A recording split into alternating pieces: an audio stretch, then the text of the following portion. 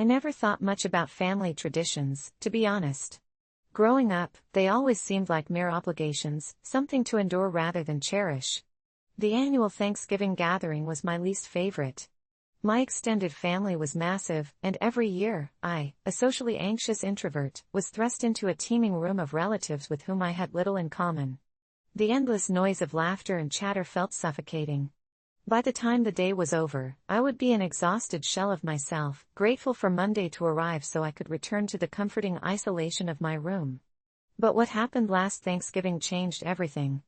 It started like any other year. The leaves had all turned shades of amber and red, the air was crisp, and my mother buzzed around the kitchen, crafting her secret stuffing recipe, while I feigned interest in a football game that I genuinely could not care less about.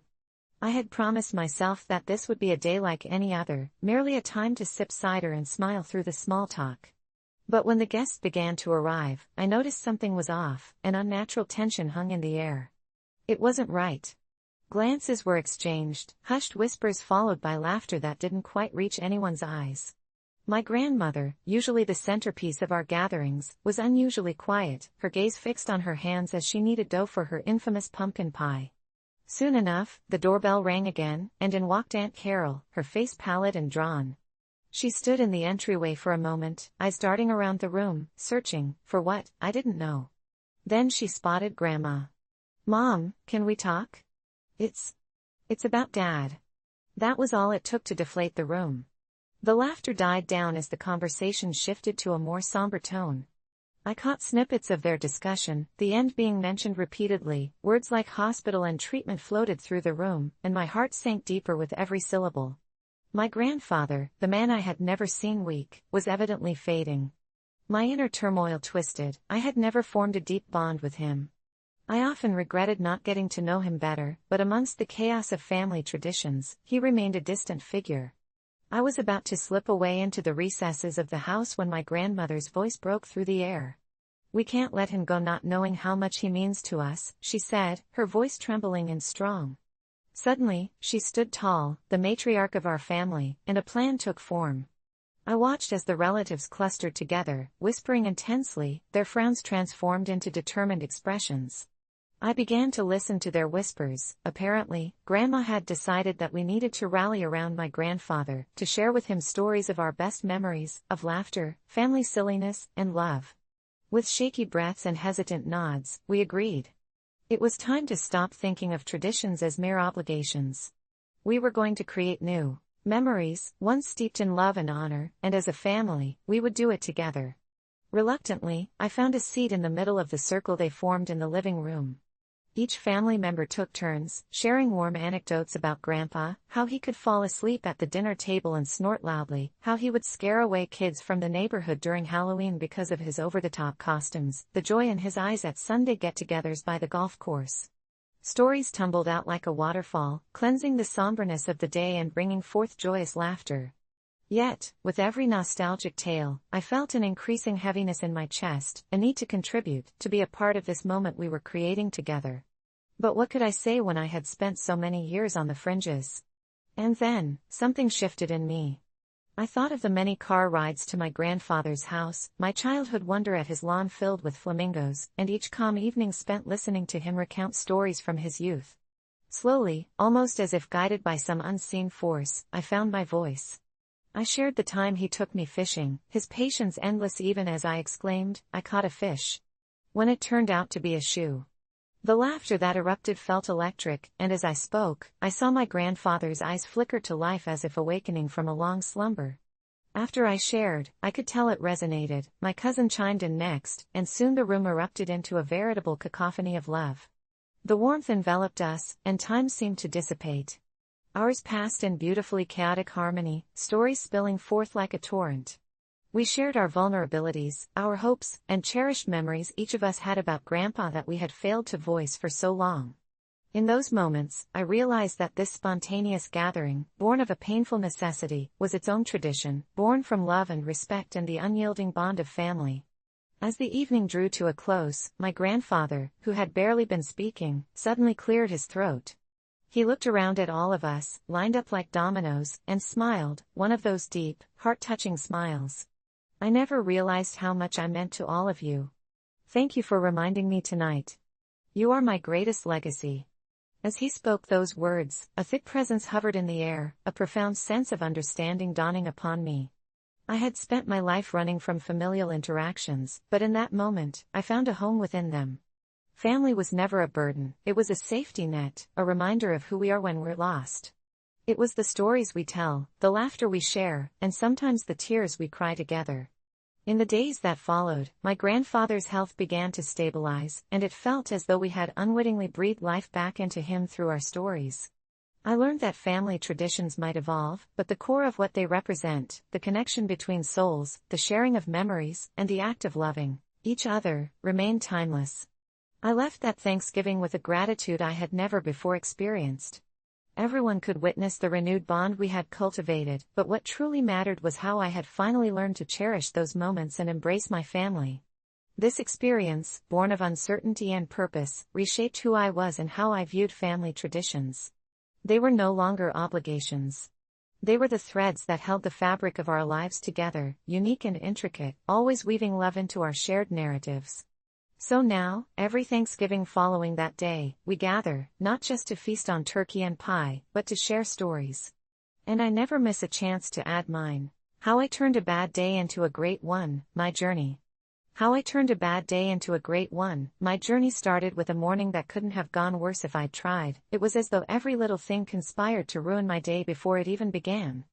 My alarm didn't go off, my coffee maker broke, and as I rushed out the door with an empty stomach and frayed nerves, I stepped directly into a puddle that soaked my only pair of decent shoes. I considered just calling in sick right then, but something inside me insisted that maybe I could still salvage it, so I trudged on, convincing myself that things would get better. On the subway, however, things only got worse. A guy with no sense of personal space bumped into me and spilled his coffee all over my clothes. I barely managed to stifle my frustration, plastering on a forced smile, and tried to clean myself up with a crumpled tissue I found in my pocket. My boss had already been on my case about my negative energy, so I told myself to hold it together and keep going, convinced that my luck had to change at some point.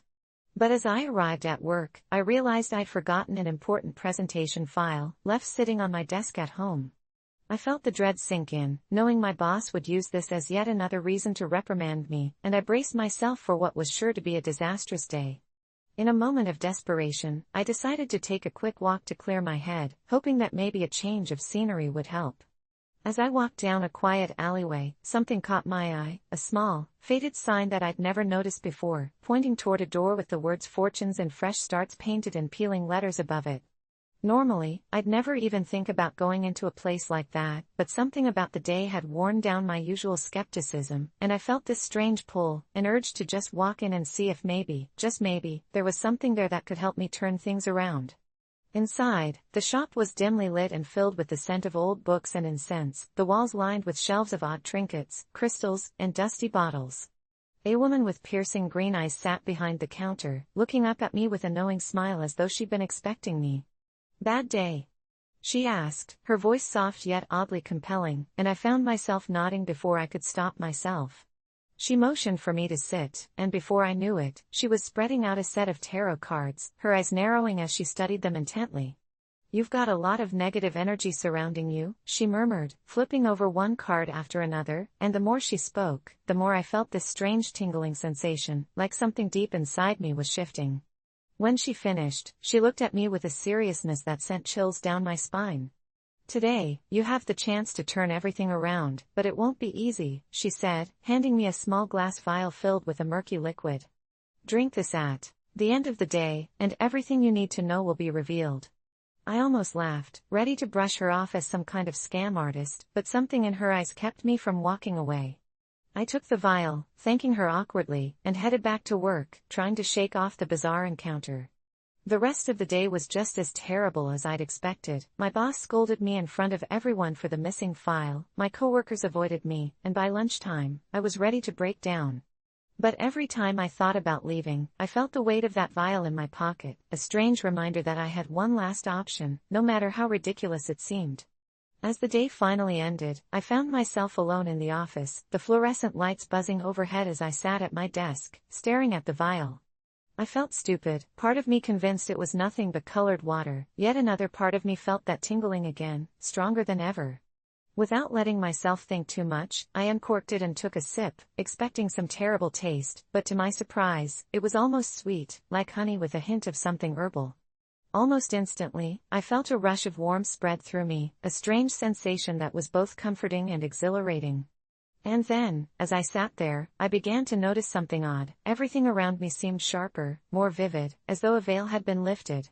My senses felt heightened, my thoughts clearer, and I realized with a shock that the weight of the day's frustrations had melted away, leaving me feeling lighter than I had in years. That's when I noticed the whispers, faint but unmistakable, like a dozen voices murmuring just out of earshot. I stood up, looking around, but the office was empty. The whispers grew louder, their tones soothing and encouraging, and as I listened, I felt a surge of confidence, a conviction that I could handle anything. I made my way out of the office, the world seeming to shift around me, the lights flickering as I walked down the hallway. By the time I reached the street, everything looked different, almost surreal, as though I were seeing it all for the first time. People passed by with friendly smiles, nodding at me as though they knew me, and I felt an odd kinship with everyone I saw. The whispers guided me, their words filling me with a sense of purpose, and I found myself walking to places I'd never been, meeting people who felt like old friends. Each encounter left me feeling more alive, more connected, and I realized that the darkness of the morning had been completely replaced by this strange, exhilarating light. But as the night wore on, the whispers grew more insistent, urging me to take risks, to push boundaries, to explore places I'd never considered before. I found myself in unfamiliar neighborhoods, alleys that seemed to twist and shift around me, the buildings looming higher than they should. The more I walked, the more I felt myself changing, shedding layers of fear and doubt, until I no longer recognized the person I'd been that morning. By the time I returned home, I was a different person, filled with a power I couldn't fully understand, and as I looked in the mirror, I barely recognized the face staring back at me. It was me, and yet something more, something that had been unlocked by the woman's potion, by the whispers that still lingered in my mind. I thought about returning to her shop, asking her what she'd done, but deep down, I knew the answer. I'd been given a gift, a chance to turn my life around, and all it had taken was one bad day, one leap of faith, and a mysterious vial. As I lay down to sleep, the whispers faded, leaving me in a silence that was both peaceful and charged with possibility.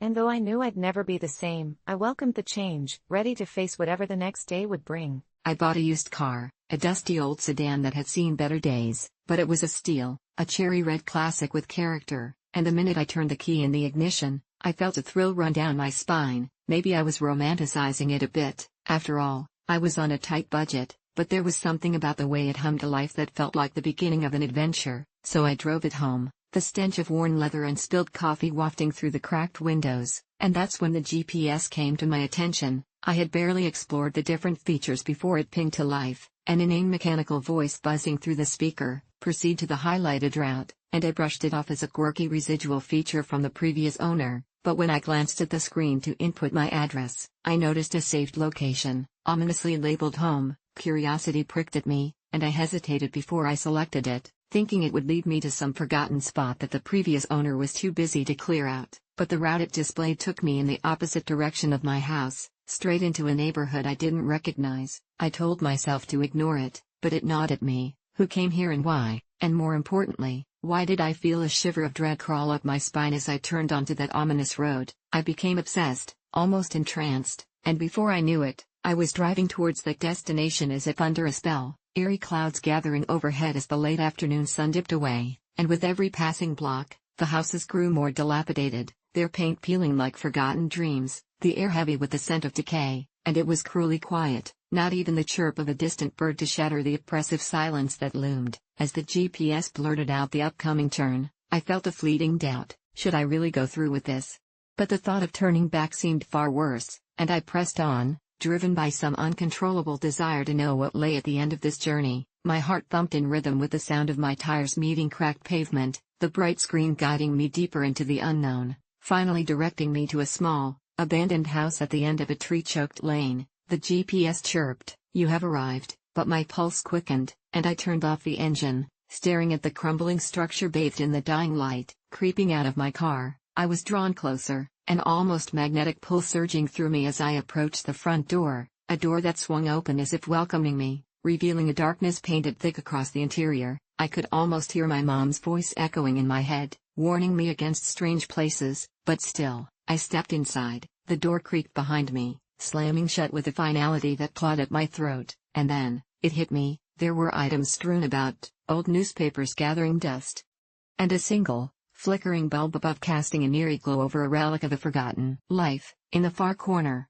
a child's red tricycle lay abandoned, rust eating into the metal frame, and I turned to leave, that feeling of dread morphing into a palpable urge to flee. But that's when I noticed it, a family photo on the wall, a crooked frame shielding a moment frozen in time. I studied it, and icy tendrils of horror snaked through my gut as I recognized the faces smiling back at me, the previous owner, their spouse, and a little boy whose happy eyes struck a chord of dread within me. No, no, no, I stammered, retracing the steps of my mind, until, like clockwork, my memories caught up with me, the names of the children at my school echoing in my mind. This boy was Billy, the one who disappeared 2 years ago, the one whose face haunted the local news. A chill wrapped around my spine as I struggled to comprehend the horrifying connection, and that's when the GPS buzzed back to life with a shrill beep. New destination set, home. But I was glued to the spot in horror, and suddenly the once familiar hum of the engine felt like a distant nightmare. That's when I noticed the shadows in the corners of the room, watching, waiting, something shifting as whispers began to crawl through the air.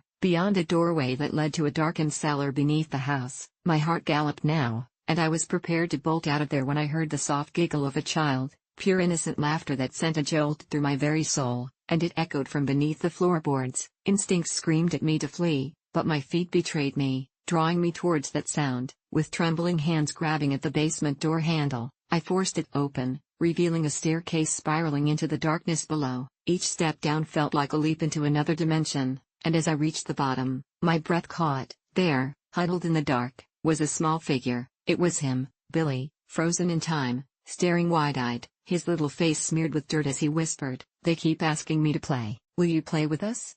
Terror flooded my senses, my heart racing as shadows danced around him, a group of small children standing in the corners of the room, their eyes hollow and bodies swaying like specters, and before I could respond, I felt the icy touch of something cold wrap around my ankle, pulling me deeper into their ethereal realm. I fought back, screaming for help, but it seemed lost in the ever-thickening air, and the last thing I remember was the GPS announcing, "Destination set, home," but it wasn't mine anymore. I've hesitated to share this story, and now that I'm putting it into words, my fingers tremble as I type.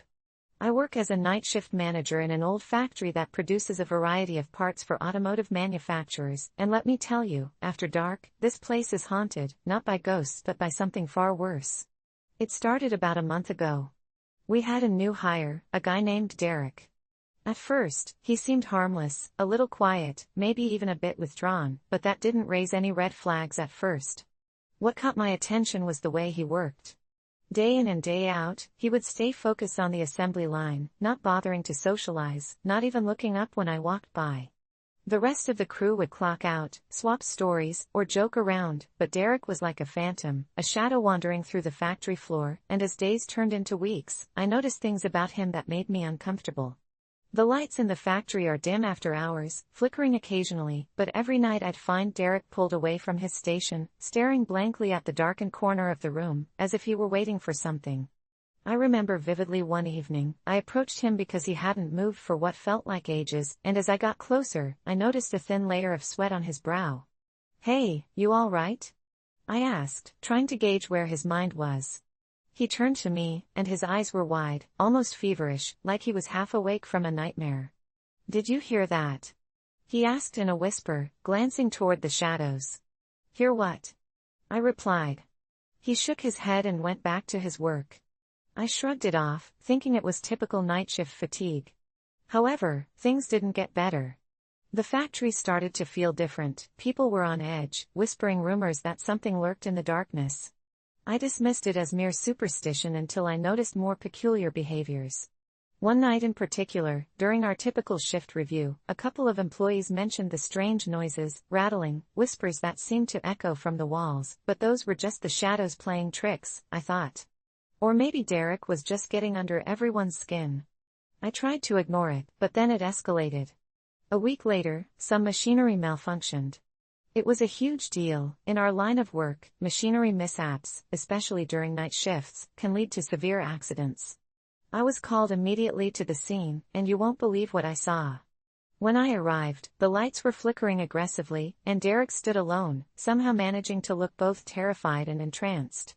The assembly line had gone haywire, parts scattered everywhere, and I had to scream my orders to get control of the situation before anyone could get hurt. When I finally reached Derek, I shouted, "What happened? Why didn't you call for help?" His eyes were wild. He responded, barely audible, "I can't let it in." I thought he was just panicking, but the way he spoke chilled me to my core. "What do you mean?" I probed, and that's when he let slip that he'd started to hear voices at night, haunting whispers that beckoned him deeper into the factory's labyrinthine recesses. But he wouldn't explain what they wanted. After that night, I should have put my foot down and had him sent home. Instead, I made the mistake of thinking it could be a phase, until it wasn't. The situation continued to decline. Derek began showing up for work wearing odd clothes, layers of thick clothing that didn't match the factory's barren aesthetic, always dark colors that made him look like he was part of the gloom itself. His productivity dropped, and he started lurking in places where nobody should be, behind stacks of crates, next to machinery that had been out of service for years, places where I couldn't see him, where shadows stretched long and distorted. I confronted him one night, demanding he stop hiding and do his job. That's when I received the worst shock of all. He leaned in close, his breath warm yet filled with an odd chill. "You're wrong to be afraid of the dark," he whispered, and in that moment, I felt a flicker of something, an ancient fear that crawled up my spine like icy fingers. I didn't just feel like he was strange, I felt like I was being hunted by something I couldn't perceive. Things moved downhill from there. In the following days, the factory started to come apart at the seams. Tools were missing. Employees refused to work near Derek, and on one particularly disturbing shift, I found one of my best workers, Jenna, huddled on the floor, shaking, mumbling about someone watching her. I called her name, and as she looked up at me, I saw the fear that had overtaken her, her eyes darting around wildly as though something lurked just behind me. It hit me then that whatever was happening wasn't just in Derek's head, it was in all of ours. It escalated quickly from whispered fears to sheer chaos. One night, Derek disappeared entirely. A heavy noise struck the factory, reverberating through the walls, and next thing I knew, he was gone. Panic rippled through the crew as they searched, calling his name into the void that only muffled laughter seemed to answer. Eventually, we found him, burned and crumpled, in the old machinery storage room, moaning about having seen the bad thing. Behind him, shadows twisted and stretched in ways they shouldn't. I immediately called for help, but deep down, I knew that help wouldn't arrive in time, that darkness, whatever it was becoming more formidable. That night, I made a choice to confront whatever was lurking. Armed with a flashlight and a handful of courage, I ventured back to the area Derek had been found. The air felt electric, and my heart hammered in my chest.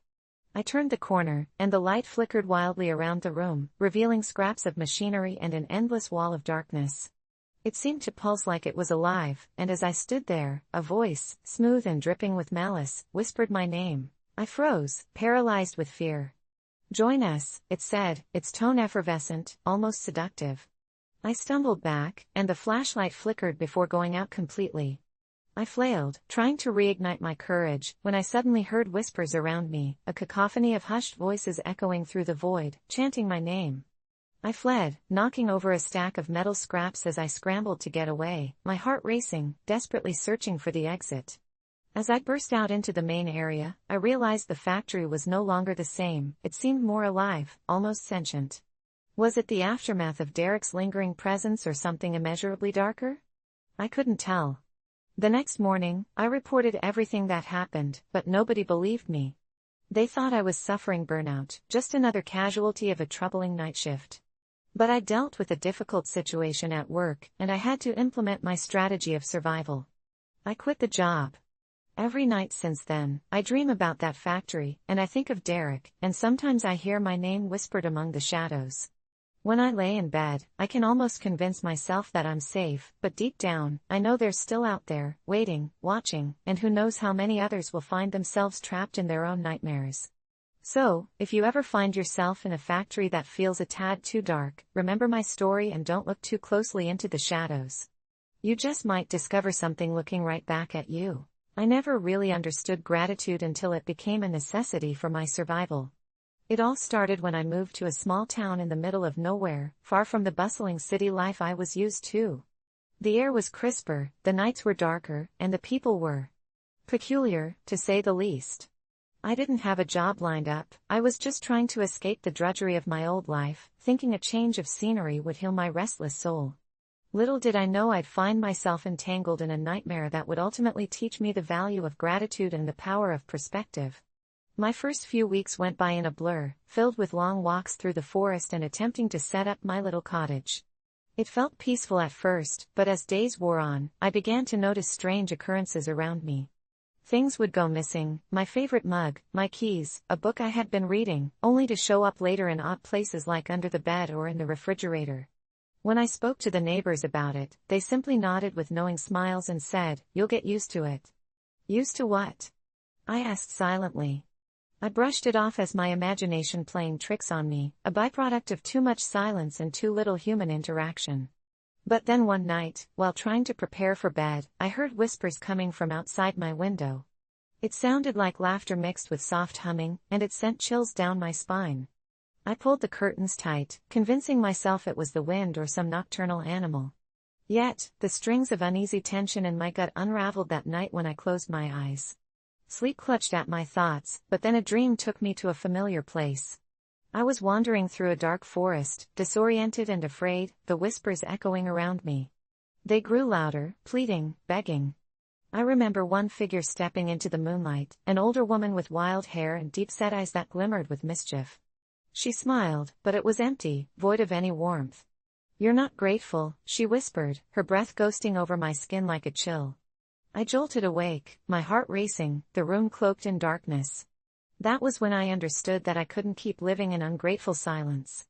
The very next day, I ventured deeper into the woods, hoping to clear my mind and maybe even confront whatever spirit had invaded my dreams. The trees towered above me, branches intertwining like gnarled fingers trying to hold me back. Just when I thought I would turn back, I stumbled upon a clearing with an ancient-looking stone altar at its center. It was covered in moss and surrounded by vibrant flowers that somehow thrived in the shade. It was breathtaking, and I felt a strange compulsion to kneel before it.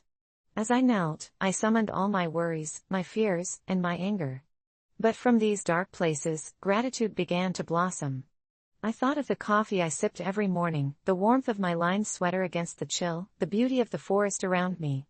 I uttered quiet thanks for the air in my lungs and the ground beneath me. And as those words escaped my lips, something magical happened.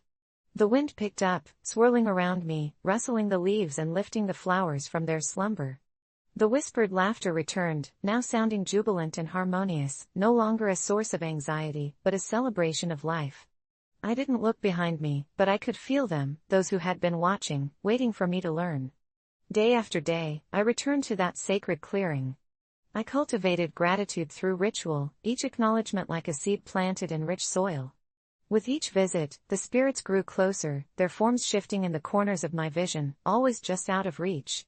They didn't torment me anymore, they danced along with my thoughts, accepting my offerings of thanks. I began to embrace the wonders of my mundane life. Every small act became an opportunity for gratitude. When I found my missing items, I laughed instead of groaned, thanking the spirits for the reminder to appreciate the little things. I started to forge connections with my neighbors, sharing meals and stories. I realized they weren't strange, they were just alive in a way that was foreign to me. I finally felt like a part of this community, a web of gratitude and understanding. But there was something lurking at the edge of my new perspective. I knew I was being watched, but not in a malicious way. They were waiting for the moment when I would fully understand. On a particularly foggy morning, I dreamt of the old woman again.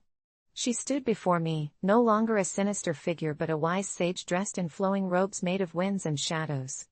"You've learned well," she said, her voice soothing my lingering fears. "But there's one more lesson." I followed her design, wading through the fog until we reached an expansive, dark lake shimmering under an ethereal light. "Face the depths," she beckoned. With great trepidation, I approached the water's edge and peered into my reflection. Staring back at me was my fear, all the anger and loneliness I had tried to bury. "You must accept even this," she told me. "Only then will you truly be free." And in that moment, I didn't hesitate. I stepped into the frigid water, feeling it surge around me, enveloping me in its icy grasp. I recognized my past failures, the shadows that had clung to my spirit. And instead of fighting, I surrendered, embracing every struggle, every sorrow. I emerged gasping for air, renewed, the weight of my past no longer dragging me down. The lake, once dark and foreboding, sparkled with hues of gratitude I had never witnessed before. In the days that followed, I felt lighter, filled with a newfound appreciation for everything the world offered. The spirits began to take form more often, no longer mere shadows but shimmering lights, guiding me through the tasks of everyday life. They helped me navigate the complexities of relationships, urged me to speak kind words and dress my thoughts in gratitude. Then, one evening, as I ventured back to the altar for my ritual, the night air filled with warmth and laughter. The community had gathered to celebrate harvest season, their joy infectious. I smiled and joined the festivities, no longer an outsider but a cherished part of the fabric woven into their lives. Gratitude had transformed my darkness into light, my fears into strength.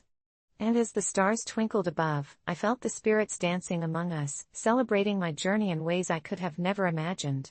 In the end, it was gratitude that saved me, not because the darkness vanished, but because I learned to coexist with it, transforming my fear into appreciation.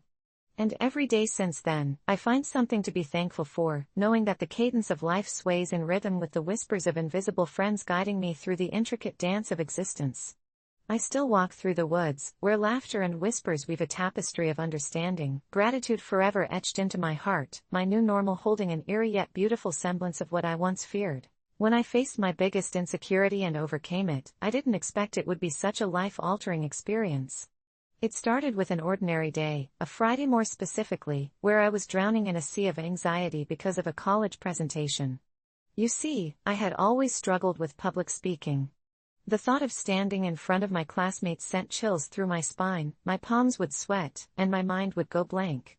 As I walked to class that day, I tried to calm my nerves by rehearsing my speech in my head.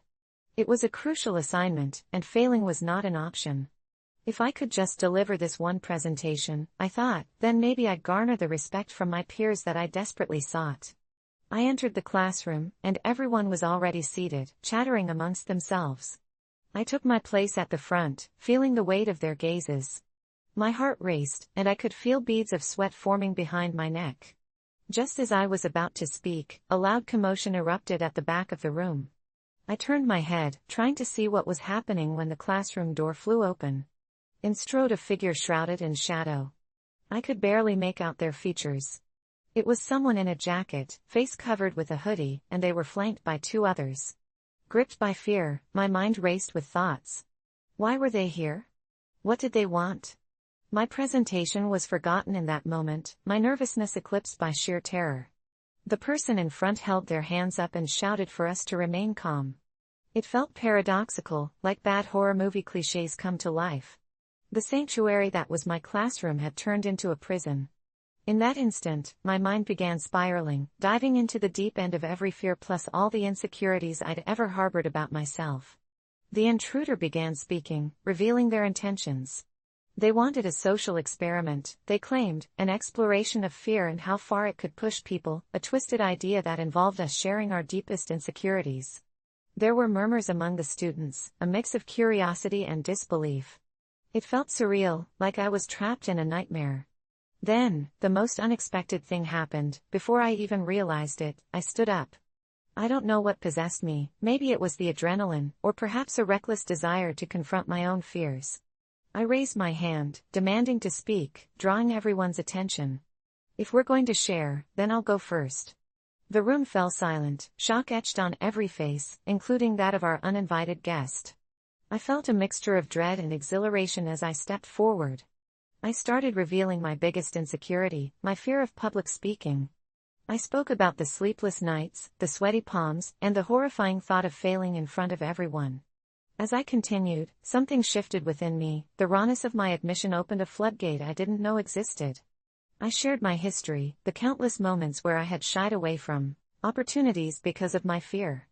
As I spoke, something magical happened. Instead of derision or mockery, I saw understanding in my classmates' eyes. They began opening up too, sharing their vulnerabilities, fears, heartbreaks, and failures. It became an impromptu cathartic session, a strange amalgamation of fear and solidarity stitched together in a communal experience. Even the masked figure seemed surprised by the turn of events, their posture loosening in response to the tide of vulnerability sweeping through the room. I felt a sense of empowerment as I spoke, a wave of confidence rolling over me. It was as if this bizarre invasion had become a catalyst for healing. The atmosphere was charged, palpable in ways I couldn't describe. It was no longer about the fear of speaking but an embrace of our collective insecurities. For the first time, I saw my classmates not as potential critics but as people just as scared and lost as I was. I finished my story and took a deep breath, a sense of relief washing over me. In that moment, I realized my biggest insecurity was not the possibility of failure but the fear of being judged, of being vulnerable. As if sensing our moment of unity, the hoodie-wearing intruder nodded, their expression softening. They thanked us for our honesty. It was surreal, knowing that they came with malicious intent, but we had turned the situation on its head. Finally, they turned to leave, the tension in the room dissipating. As they exited, the class erupted in applause. My heart swelled, I had spoken my truth, and I felt lighter than air. I thought that would be the end of the story, a moment of triumph to carry with me for eternity. But then came the notification, a message from an anonymous account on social media titled Vulnerability Chronicles. It was a clip of my presentation stolen from someone's phone, filmed without consent and posted online for the world to see. My heart sank. Instantly, my palms began to sweat again, the horror of judgment washed over me. I read through the comments, and my heart dropped further. Some were kind, expressing admiration for my courage. But others were cruel, mocking me and tearing apart the rawness I had shared. My insecurities came rushing back full force, threatening to consume me whole. I wanted to crawl into a hole and disappear. I was back to square one, feeling as if I had exposed myself just to be ridiculed. In my heart, I knew I doubted my journey into vulnerability. That night was torturous. I watched the video again and again, trying to convince myself it didn't matter what strangers thought, they didn't know my story. Yet the insults echoed in my mind, like a mournful refrain, belittling my courage. I realized I had inadvertently given others a weapon against me, and it crushed my spirit. For a few days, I hid away, indulging in the darkness that came from that wave of negativity. But in my solitude, I unraveled. I confronted the harsh reality, this battle was as much internal as it was external. My biggest insecurity wasn't merely my fear of judgment, it was my fear of truly connecting with others. And because I had shared the truth, I uncovered a strange community online rallying behind me, sharing their own fears and struggles ignited by my clip. Surprisingly, this newfound support began to eclipse the mockery. People reached out, sharing their stories of feeling terrified, alone, and vulnerable. I began to see my experience as a ripple effect, a chain reaction sparked by honesty. The comments morphed from a sea of negativity into encouragement, and I finally understood, the true essence of facing my biggest insecurity wasn't about overcoming fear entirely but learning to embrace it.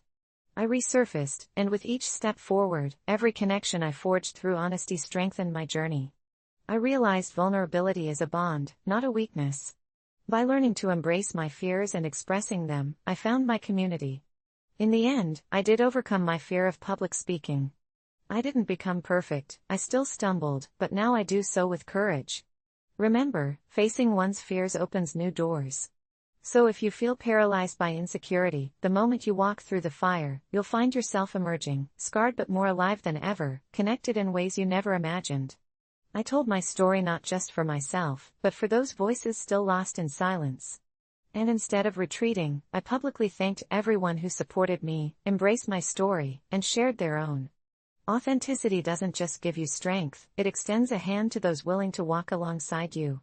So the next time you face your biggest insecurity, know this, the real victory lies in owning your truth. It was a rainy Thursday evening, the kind of day where the sky seemed to weep alongside me as I sat crumpled on my couch, a half-empty bottle of cheap whiskey within arm's reach and scrolling through my phone, desperately searching for something to distract me from the hollowness inside.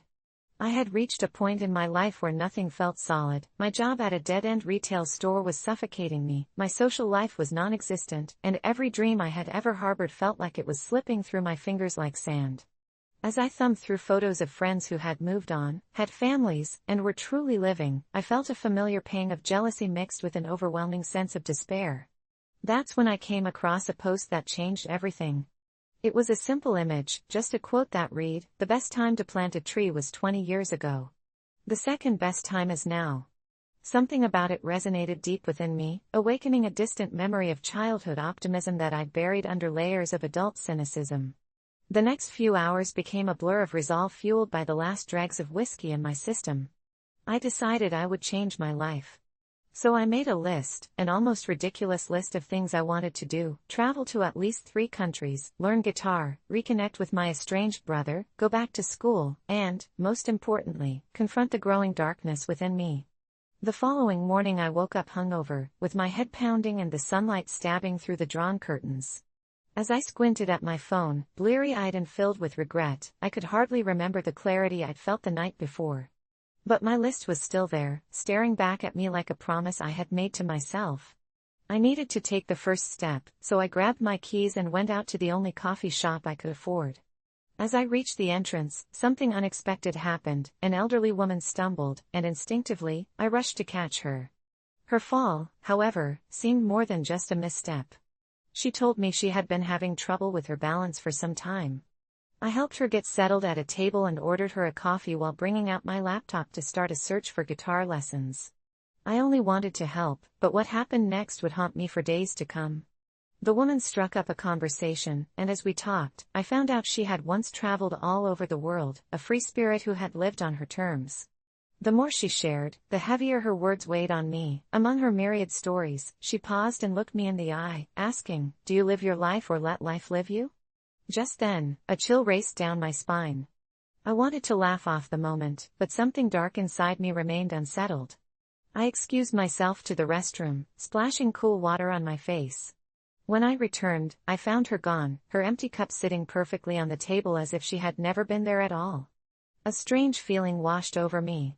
I looked at her half-finished coffee, and felt an inexplicable connection to her story, as if she had just tried to impart something crucial. I looked around, but the coffee shop was still crowded. No one seemed to notice my growing anxiety as I sat there staring at the empty seat. Then, I made my decision. I would go after what mattered. I would live deliberately and with purpose. I would confront the parts of my life I had willingly ignored for far too long.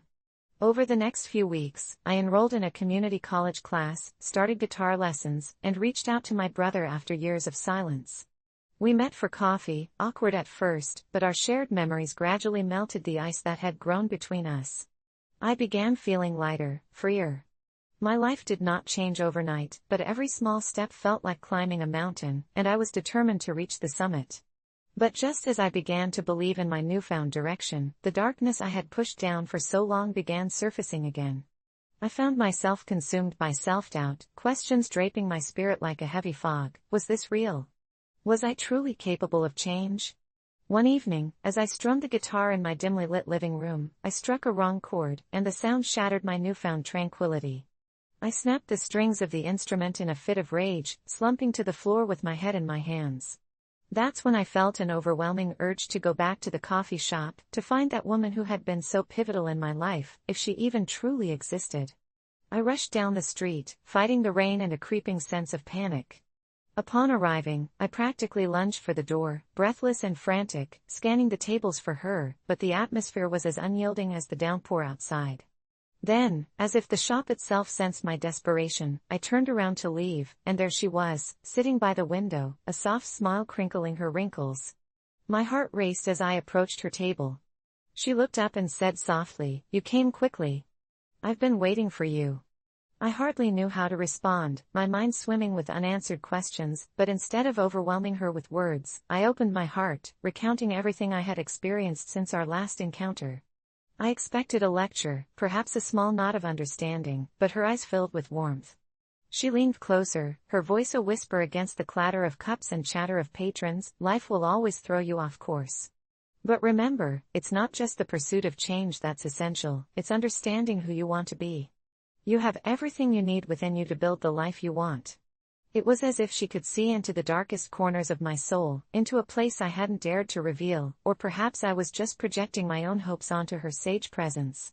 But just as suddenly as she arrived, she finished her coffee, rose, and gave me a nod of encouragement before wandering out the door and disappearing into the rain-soaked street. Suddenly, it struck me. She had never seemed to have a purpose for coming here, yet she had altered my course forever. Perhaps she was merely a spirit of inspiration, a personification of my earlier dreams urging me to break free. I left the coffee shop that night with a burning sense of purpose, ready to face whatever came next.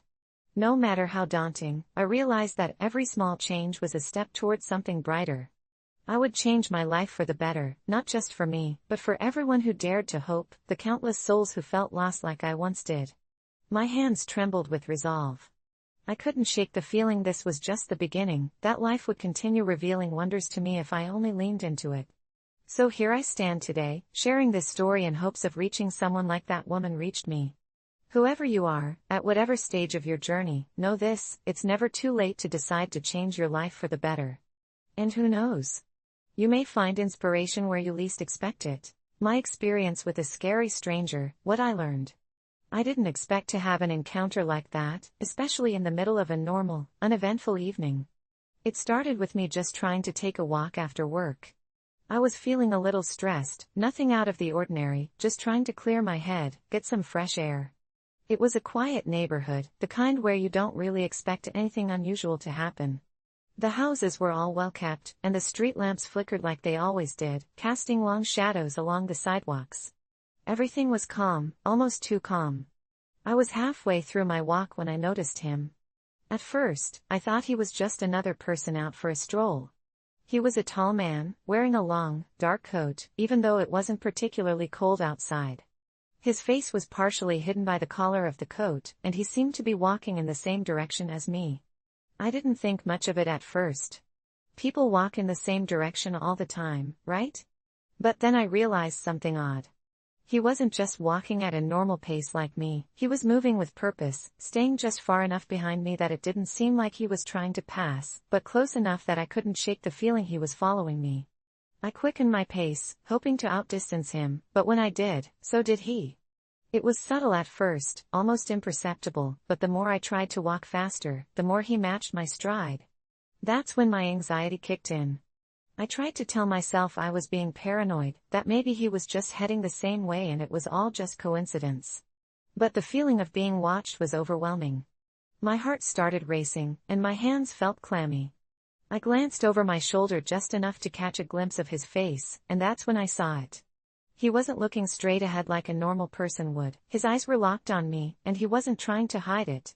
He was staring, and it wasn't just a casual glance, no, this was intense, almost predatory. I felt a chill run down my spine. I tried to shake it off and told myself I was just overreacting. But then he spoke. His voice was low, almost a whisper, but it was enough to send a shiver through my entire body. "You should be careful," he said. His words weren't threatening exactly, but there was something about the tone that made it clear he wasn't just making small talk. It was as if he knew something I didn't, like he was warning me, but not in a way that made me feel safe. More like he was hinting at something far darker. "What do you mean?" I asked, my voice shaking despite my best efforts to sound calm. I felt stupid the moment the words left my mouth. Why was I even engaging with this guy? But it was too late now. "You never know what's out there," he replied cryptically. "It's dangerous to walk around alone at night. There's a lot you don't see." I froze in my tracks. My brain was screaming at me to just turn around and go home, but my legs wouldn't move. I wanted to ask him what he meant, what exactly he was referring to, but something told me I didn't want to know. He took a step closer, and my heart nearly stopped. "You've heard the stories, haven't you?" he said. I wanted to say no, to lie and pretend I had no idea what he was talking about, but I couldn't. I'd heard the rumors, the whispers of strange things happening in the area, of people disappearing, of unexplainable events that made the hair on the back of your neck stand up. But I never thought any of it was true. Not really. "What stories?" I asked, my voice barely above a whisper. He smirked, an unsettling expression that made my stomach turn. People go missing around here. You're lucky to be out so late. You might not make it home if you keep walking this way. He didn't move any closer, but I could feel the tension in the air, thick and suffocating. His presence was overwhelming, and I felt like the world around me had gone still. I couldn't see anyone else around, and the streetlights, which should have made me feel safe, only added to the sense of isolation. The wind had picked up, but the trees didn't sway. It was like the whole world had gone quiet, holding its breath. What do you want from me? I asked, my voice finally gaining a bit of strength, though it wavered with fear. Nothing, he said simply. I just want you to understand. There's no going back once you walk too far down this road. It's better to just turn around and go home. Trust me. My instincts were screaming at me to run, to get as far away from this guy as possible, but I couldn't move. My feet were rooted to the spot, and all I could do was stare at him, unable to tear my eyes away. I didn't know what to do, what was real and what wasn't. He took another step closer, and this time I noticed something that sent a jolt of fear through me. His coat, which had looked normal at first, was somehow wrong. There were long, dark stains on it that I hadn't noticed before, and they looked fresh. Almost like blood. You should have listened, he said, almost sadly, as if I had disappointed him. Now it's too late. That's when I snapped. I turned and bolted. I didn't look back, I didn't need to. My mind was focused on one thing, getting away from him. I ran as fast as I could, my lungs burning, my heart pounding. I could hear his footsteps behind me, but I didn't dare turn around. I couldn't let myself slow down. The feeling of his presence, his eyes on my back, kept me running, kept me pushing through the exhaustion and the fear. Finally, after what felt like an eternity, I made it to a busier street, where the sounds of traffic and people reassured me. I stopped, panting, my chest heaving with the effort. I glanced over my shoulder, but he was gone. I couldn't see him anywhere. My mind raced, trying to process everything that had happened. Had it all been in my head? Had I imagined the whole thing? I couldn't shake the feeling that he was still out there, watching me. I don't know if I'll ever really understand what happened that night. All I know is that I'll never forget the way he looked at me, the way he spoke, and the way his words stuck with me long after I'd left him behind. I don't walk alone at night anymore, not in that neighborhood, and I've learned to trust my gut when something feels off. I don't know if what that man said was true, but something about the way he spoke, about the way he looked at me, made me believe that there was more to this world than we're willing to admit. Sometimes, the scariest part isn't the encounter itself, but the way it leaves you questioning what's real. I've debated sharing this story because it's still fresh in my mind, an experience that haunts me. It all began on an ordinary Tuesday. I was a junior in college, overwhelmed with finals and the pressures of life. I had always been the kind of person who prided myself on being self-sufficient, stubbornly thinking that asking for help was a sign of weakness. But on that day, everything changed. It was late at night, and the campus library was nearly empty. The clock ticked menacingly toward midnight as I pored over textbooks, trying to cram months of information into my sleep-deprived brain. The fluorescent lights buzzed above, casting a sterile glow that felt increasingly oppressive. I could feel a panic starting to set in, the walls of anxiety closing in on me. It was then that I noticed an older man sitting at a table across the room, engrossed in a thick book. He seemed out of place, a relic from another era, with a wrinkled face and glasses that slipped down his nose as he intently flipped the pages. Something about him caught my attention, but I dismissed it as a fleeting thought. As I struggled to focus, I began to hear whispers emanating from a nearby row of shelves. At first, I thought I was imagining things, a product of my exhaustion. But the whispers grew louder, distinct phrases tumbling into my thoughts. Help me. Please. I can't do this alone. My heart raced, the hairs on my arms standing on end. I glanced over at the man, but he remained unfazed, still absorbed in his book. My instincts screamed at me to leave, to gather my things and get out of that library. But for some reason, I sat frozen, captivated by the whispers. They sounded desperate, filled with fear and longing. A heartbeat drummed steadily in my chest, urging me to listen. Gathering my resolve, I finally stood up, my body shaking slightly. I approached the shelves where the whispers seemed to emanate from, my curiosity outweighing my fear. As I rounded the corner, I spotted a shadowy figure crouched between the shelves, its features indistinct but its eyes wide and shimmering in the dim light. My breath caught in my throat. "What are you doing?" I asked, my voice barely above a whisper. The figure looked up, tears streaming down its face, a frail, almost ghostly girl who couldn't have been more than 15. "Please help me," she murmured, her voice breaking. "I'm trapped. I need someone to pull me out." At that moment, I felt a wave of sympathy wash over me. I knew, as a college student, I was far from equipped to assist a child in distress, but her fear twisted something in my gut. "What do you mean trapped? Where are your parents?" I stammered, scanning the room for anyone else who might be around. "They went away. They left me here. But I can't stay here anymore. The library is not safe." The mention of safety sent a chill down my spine. "You really need to get out of here. Come on," I urged, but as soon as I reached for her, a force stopped me. It felt like an invisible wall, paralyzing my limbs.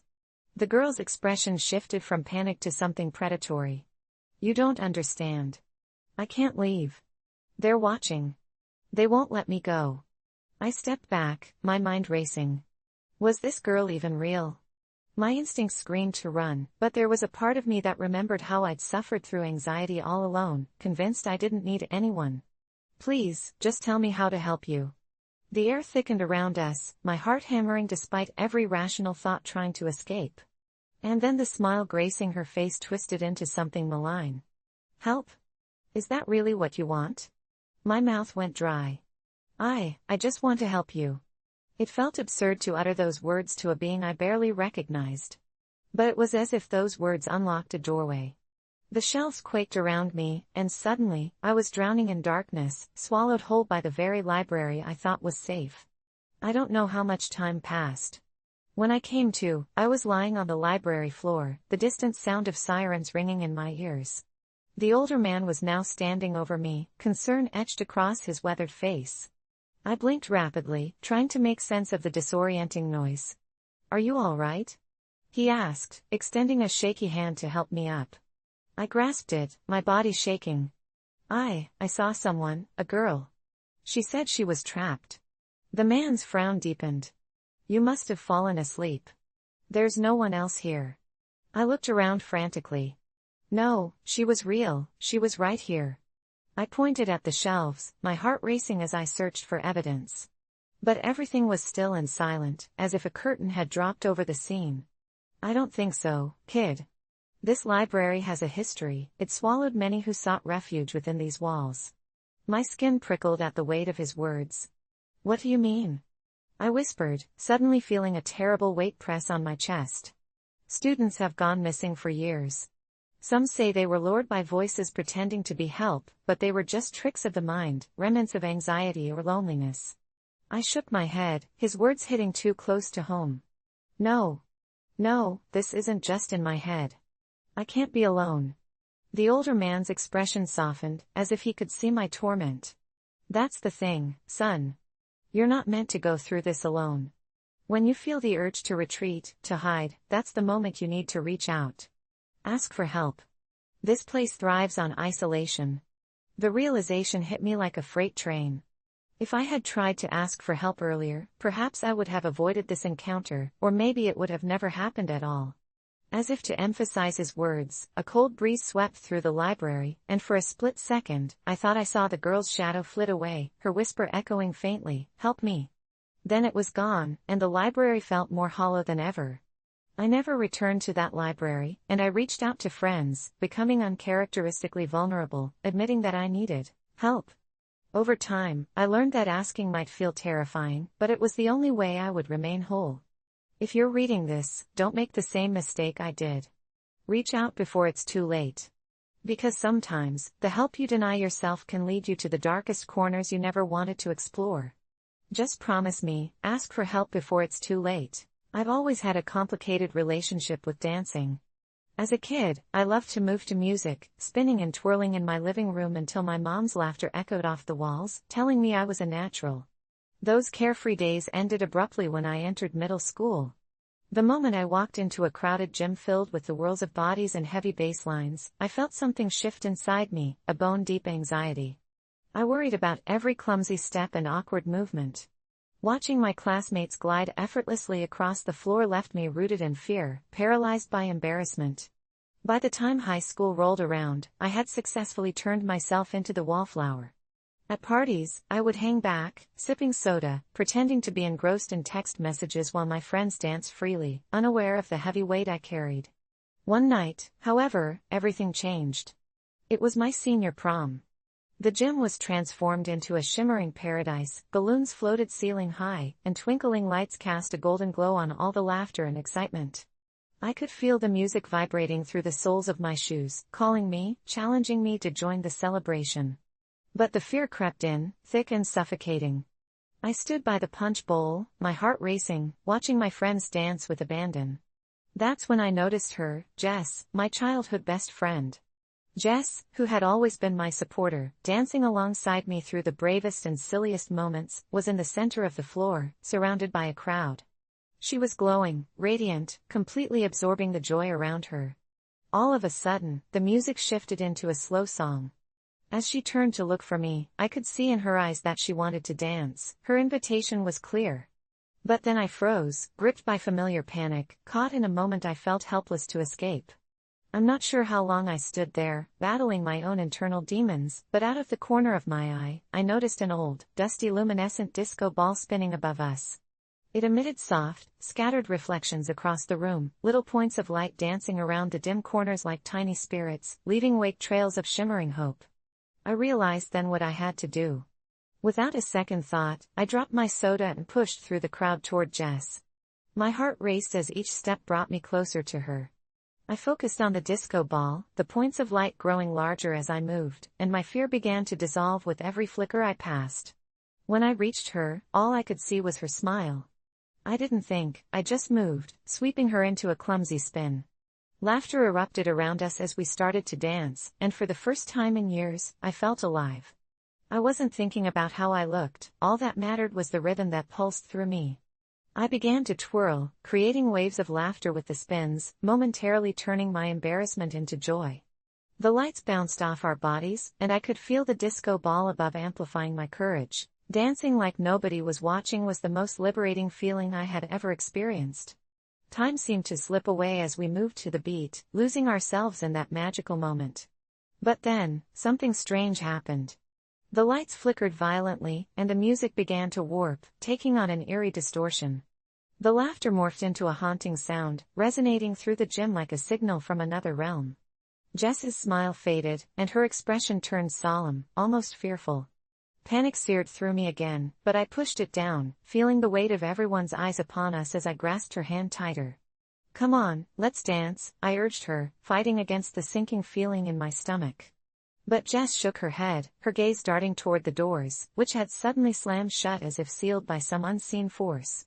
"We need to leave," she whispered, pulling at me. But the music became deafening, a cacophony of dissonance that overwhelmed our senses. The temperature dropped, and I could see a fog creeping in from the edges of the room, tendrils wrapping around our legs like ghostly fingers. It dawned on me that the jubilant atmosphere had shifted into something sinister. I had never wanted to be part of a group more in my life, and yet here we were, trapped in a swirling vortex of confusion. Everywhere I looked, faces were twisted in fear, eyes wide and desperate for escape.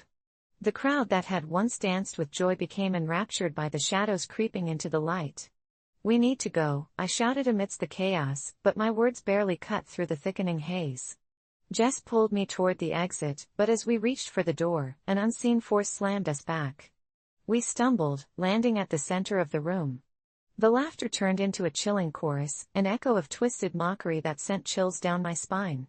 And as I looked around, the crowd began to move again, but this time, they weren't themselves. Their movements were jerky and unnatural, like marionettes controlled by an invisible puppet master. I felt sick, trapped in a nightmare where the fun had turned foul. Then came the whispers, "Join us." The voices beckoned from the shadows that loomed around the now familiar faces. "Dance with us." Panic surged through me. Jess gripped my arm, eyes wide, and backing away as the darkness pulled closer.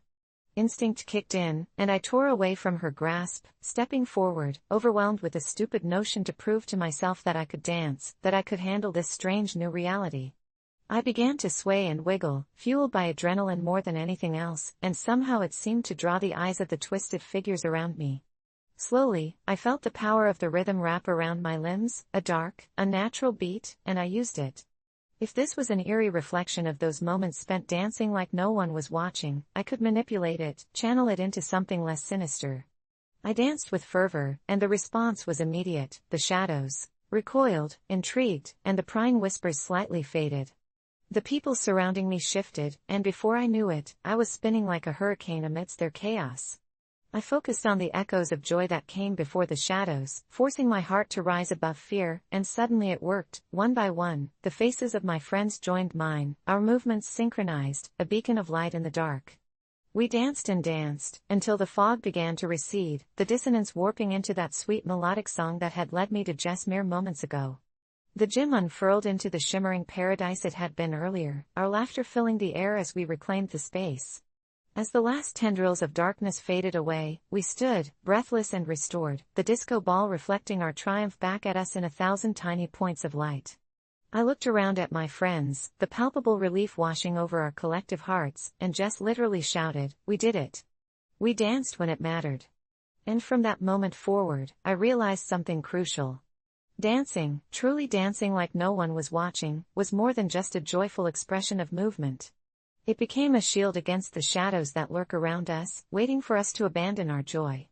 Ever since that night, I learned that I could dance again without fear, that I could face the darkness head-on and remember to always invite the light back in. Dancing isn't just stepping in time with a beat, it's a fierce declaration that we are alive, together. So, if you ever find yourself feeling fear gripping your heart, remember the lights, remember the dance. Because once you truly learn to dance like no one is watching, you'll never have to be afraid again. I never thought that helping a child learn something new could lead down such a dark path. It started on an ordinary Tuesday evening. I was babysitting my neighbor's 10-year-old daughter, Lily, a bright and imaginative girl with an infectious curiosity. While her parents were out at a charity event, we decided to spend the evening doing something fun. I set up a little makeshift science lab in the kitchen, stocked with baking soda, vinegar, and a handful of colorful food dyes. We giggled through a few experiments, clouds of fizz and color erupting like tiny volcanoes. Lily was enthralled, her big brown eyes sparkling with excitement, and we ended up making a mess that would take her parents hours to clean up. As the hour got late, she pulled an old dusty book off the shelf titled Beginner's Guide to the Supernatural. I raised an eyebrow, half expecting it to be one of those cheesy kids' books about ghosts or magic. When she asked me to read it, I figured, why not? Crazy tales of spirits, haunted places, and bizarre rituals filled the pages. Somehow, the atmospheric descriptions made the stories linger in the air as if they were alive. One story, in particular, caught our attention, the tale of a game called The Hidden. It involved conjuring an entity through a series of simple questions and a daring invitation to join us here in the real world. Lily was mesmerized.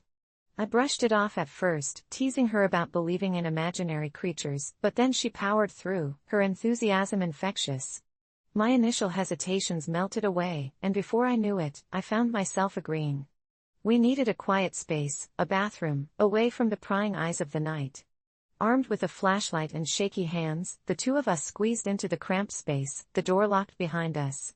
I felt like a grown-up fool, indulging a child in fantasies, but her energy ignited a flickering spark of daring in me.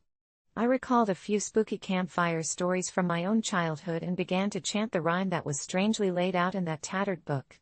If you hear me, come to play, hide with us for a day. The air thickened, and a chill wind blew through the room, sending goosebumps racing down my arms. I laughed nervously, glancing at Lily, who was just as tense but brimming with excitement.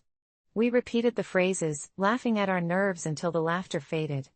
Then, a banging noise echoed from outside, rattling the window and startling us, shattering our fragile bubble of bravery. "Did you hear that?" Lily whispered, her voice quivering in the otherwise quiet darkness. I nodded, but held my breath instead of responding. As if the universe was mocking us, the bathroom lights flickered, illuminating faces of fear reflected in the tiny mirror. I could feel it too, something ancient, something restless was coming alive around us, clawing at the edges of the shadowed room. I held my breath as I lifted the flashlight, focusing its beam on the wall, half expecting a ghost to pop out and laugh at our expense. Just when I was about to make some silly joke to ease the tension, I heard the softest of whispers. It was barely audible, like a gentle brush of wind. "Help me." My heart slammed in my chest, a primal fear taking hold of my rational mind. The voice was distorted, sounding like an anguished child, a sound that cut through the veil of excitement that had cloaked me just moments ago. I glanced at Lily, her face pale and eyes wide as she clutched my sleeve, her grip tightening as if sensing my own dread. "Did you hear that?" she gasped, trembling. Committing to the bit felt like risking more than just our dignity now. I forced a shaky smile, trying to downplay the rising horror. "It's just the wind," I lied, but my voice trembled, bordering on panic. Without another word, we shared a look that determined our fate. We needed to escape this absurdity. In my effort to lead us out, I turned sharply, and the flashlight flickered. The beam illuminated the bathroom door, but the light flickered again, and my blood ran cold when I realized that Lily was no longer beside me. I spun around, frantic, sweeping the flashlight frantically. "Lily!" I called, freaking out inside, desperate. Then, the unmistakable creaking of the bathroom door echoed behind me. In the dim light, it swung open slowly, drawing a shadowy outline of what could have been Serenity, a small child-colored figure nestled in the folds of the inky dark. My heart raced as I barely recognized Lily standing in the doorway, but something was off. She wore a clown mask that had mysteriously appeared from nowhere. "Lily, take off the mask," I shouted, but there was a sparkle in her eye I had never seen before. "You said I should help it," she whispered, her voice low, as if she were colluding with something unseen. The flashlight flickered just as I reached the door, and I felt a force pulling me back. I stumbled, falling onto the bathroom tiles as an unsettling laughter filled the room, so haunting, it stretched beyond any rational explanation. The air swirled around me, heavy with an unseen presence that surrounded me like an invisible storm. "Help me," the voice echoed, now layered inside Lily's words, the resonance shifting as if it had intertwined with her very being.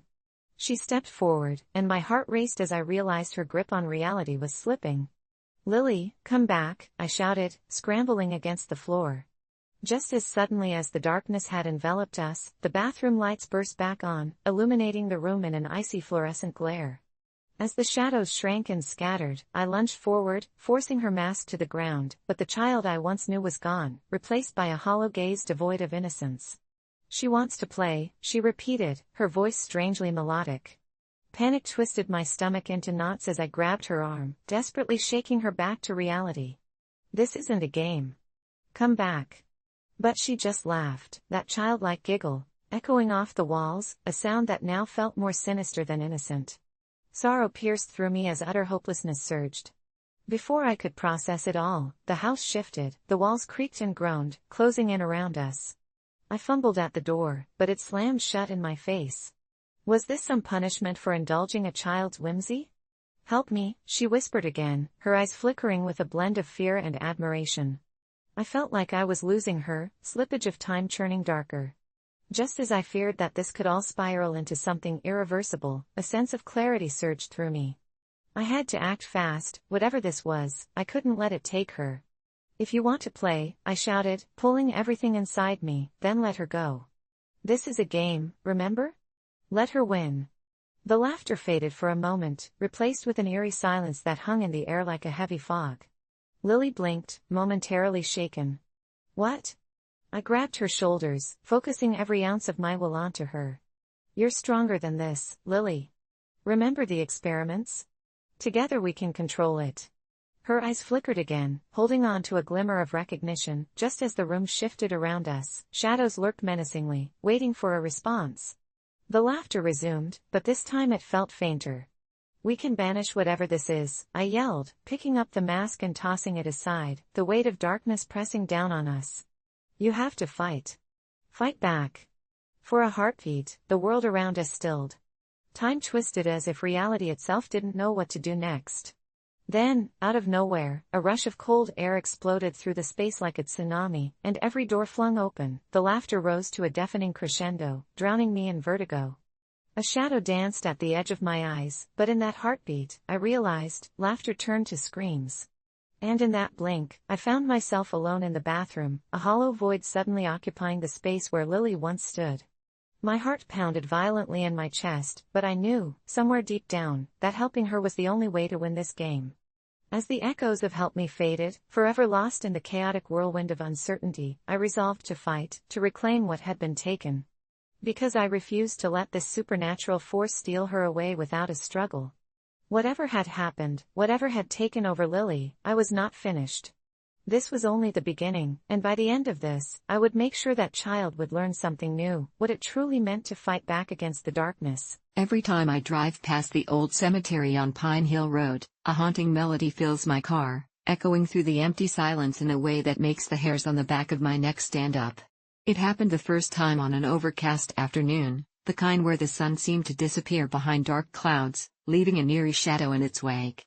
I was just mindlessly humming along with the radio when suddenly, as I passed the wrought iron gates, the song came crashing into the atmosphere. The sound was a sorrowful, melancholic tune, like the weeping of long-lost souls. I paused, glancing in the rearview mirror, half expecting to see someone standing there, but only the open graves and tired trees stared back at me. Dismissing it as a weird coincidence, I tried to forget it, but every time I drove past that cemetery, the song returned, a sinister reminder that clawed at my sanity. No one I talked to believed me, they laughed it off, thinking I was just hearing things or had a playlist stuck in my head. But the melody became a trigger, our repeated drives an unwilling pact, binding my mind to an unholy cord. Obsessed, I started recording it on my phone, wanting to capture the strange beauty of the notes that so unnervingly filled my car. Each time, the music pulled at my heart, like hands from the grave tugging me closer, compelling me to return. My friends began to worry, mentioning my increasingly frazzled state, but I couldn't shake this connection, and it only intensified when one of them jokingly suggested I should go investigate the cemetery and record where the music was coming from. That night, consumed by curiosity and desperation to understand what was haunting me, I drove back, parked beside those ancient stones, and stepped closer to the rusted gate. The song pulsed louder, wrapping around me like a shroud, almost calling me in, and I began to notice how the silhouettes of the trees seemed to sway to the rhythm, twisting in syncopation with the melody. As I fumbled with my phone's flashlight, ensuring I wasn't making a huge mistake, the air thickened with the scent of damp earth and decay, a tangible sadness hanging in the atmosphere. The unmarked graves beckoned, and though my heart pounded wildly, I ventured deeper, stepping between the headstones that reached toward the heavens like fingers. A part of me was terrified, but the song held a magnetic aura that pulled me along, luring me deeper into the cemetery's secrets. Halfway in, I stumbled upon an old, weathered gravestone, nearly consumed by weeds. It was engraved with an ornate design and bore the name Margaret Hayes. I felt a strange tingle just looking at it, a sensation that made me think I wasn't alone after all. The music crescendoed, and the notes morphed into sobs and whispers as if the very earth mourned the life once lived. I dropped my phone, the flashlight flickering, and then went dark, but the song filled my ears, melodic sorrow intertwined with heart-wrenching desperation. A sudden chill rushed through me, and I turned, expecting to find a trick of the light or shadow, but instead, an apparition of a woman emerged, translucent and faint, dressed in a tattered gown that fluttered like smoke in the breeze. Her eyes locked onto mine, a desperate plea mingling with grief, and though I should have run, I couldn't move. The melody grew soft, as if she drew near, singing the refrain that echoed in my car, and in that moment, tangled in fear and compassion, I finally understood. She was bound to this place, trapped in that sorrowful song that no one else could hear, repeating her pain over and over as she waited for someone, anyone, to listen, to remember her. The unsettling thought hit me hard. I had unwittingly invited this curse into my life, every time the song played in the car a reminder of her forgotten existence. I yelled out, calling her name, desperate to free her from the chains of memory, but the air thickened, drowning my voice, and just like that, she faded back into the shadows. The music suddenly stopped, leaving a hollow silence that swallowed me whole as I rushed back to my car, paralyzed by what just happened. My fingers fumbled for the keys, the sensation of being watched igniting further panic, and just as I turned the ignition, the song burst to life again, echoing from my phone, and I slammed the car into gear, tearing away from that cursed place. Days passed, but the song didn't leave me. It taunted my thoughts during daylight and haunted my dreams at night, each note woven into the fabric of my very being. I wanted to forget, but the melody would play, stronger than ever, every time I dared to drive past the cemetery. It was then that I knew the truth. She had found me, and I was bound to the cemetery, the song that played a lament for her endless search. Now, I drive with my hands trembling on the wheel, the weight of my own guilt crushing me because I failed to help her. The music is no longer just a melody but now a curse, an echo of my own ignorance, urging me relentlessly to return one last time to face the spirit who simply wanted to be remembered before she fell silent forever. I remember the exact moment I saw my efforts pay off. It was the kind of experience that leaves you both elated and shaken to your core. You see, for most of my life, I had been told I was nothing special. Always the kid who slipped through the cracks, always overlooked in a crowd. I grew up in a small town where everyone knew each other, where the mundane, the ordinary, was celebrated. I was an aspiring artist, a dreamer, but in a world where practicality held the highest value, my passion was met with skepticism. After years of doodles in my notebooks, paintings collecting dust in my garage, I made a decision. I was going to showcase my work, not in some cozy, familiar cafe, but in the biggest gallery in the city.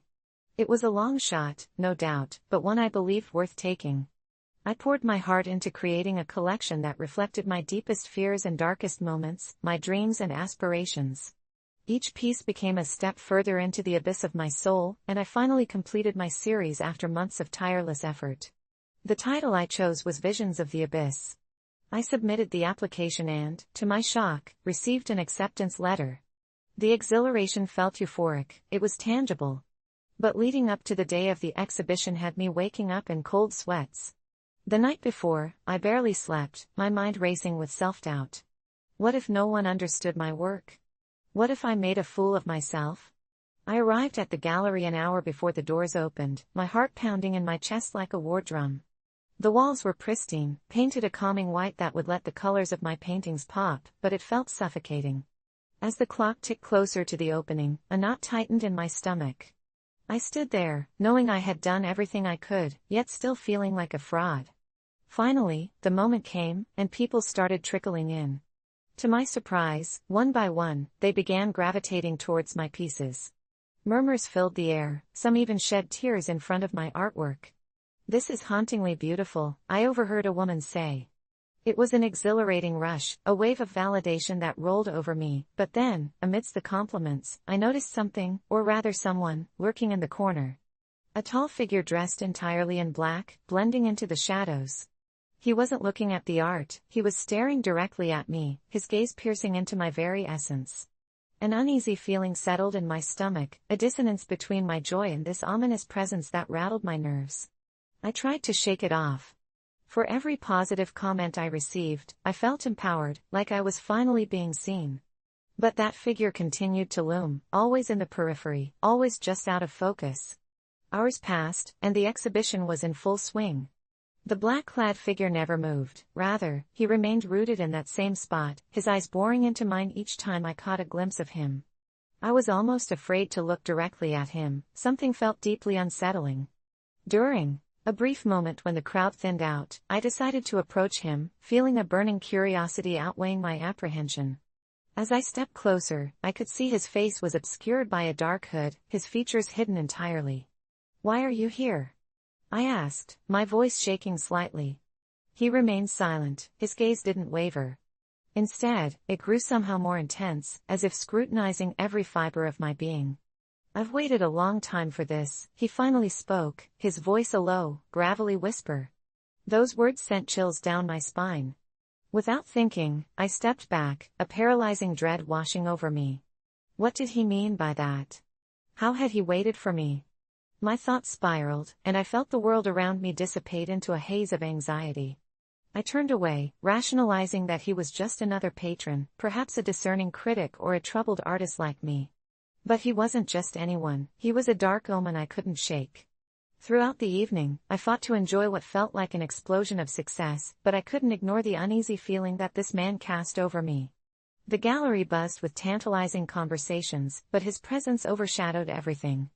As the night wore on, laughter echoed, wine flowed, and I basked in the compliments of strangers admiring my work, but with every chuckle and cheer, that figure loomed larger in my mind. Finally, as the clock struck 10, signaling last call, the crowd began to thin out. I had spent the whole night battling conflicting emotions, pride in my art and dread from this sinister man. Just then, I turned to look for him one last time, hoping to confront my anxiety, only to find he was gone. I exhaled a breath I hadn't known I was holding. The momentary relief was electric, yet it faded when one of the staff approached me. "You need to see this," he said, leading me to the back room, which was only lit by an overhead fluorescent bulb. My heart began racing again. A cold sweat formed as I stepped into the room. My artwork stood scattered about, haphazardly knocked over, frames broken, and in the debris, a single painting caught my eye. It was the final piece of my collection. Before I could comprehend the scene before me fully, the staff member pointed at it. "It's damaged beyond repair," he said, but when I approached, my breath caught in my throat. The damage was unmistakable, but as I leaned closer, the painting revealed something chilling: my agonized face, bruised, hollow-eyed, as if it had captured a vision from my nightmares. The panic surged, and I stumbled back, realizing that the figure had somehow planted this evil symphony of fear into my work. "I don't understand," I stammered, shaking in disbelief. "This doesn't make any sense." The staff member looked concerned.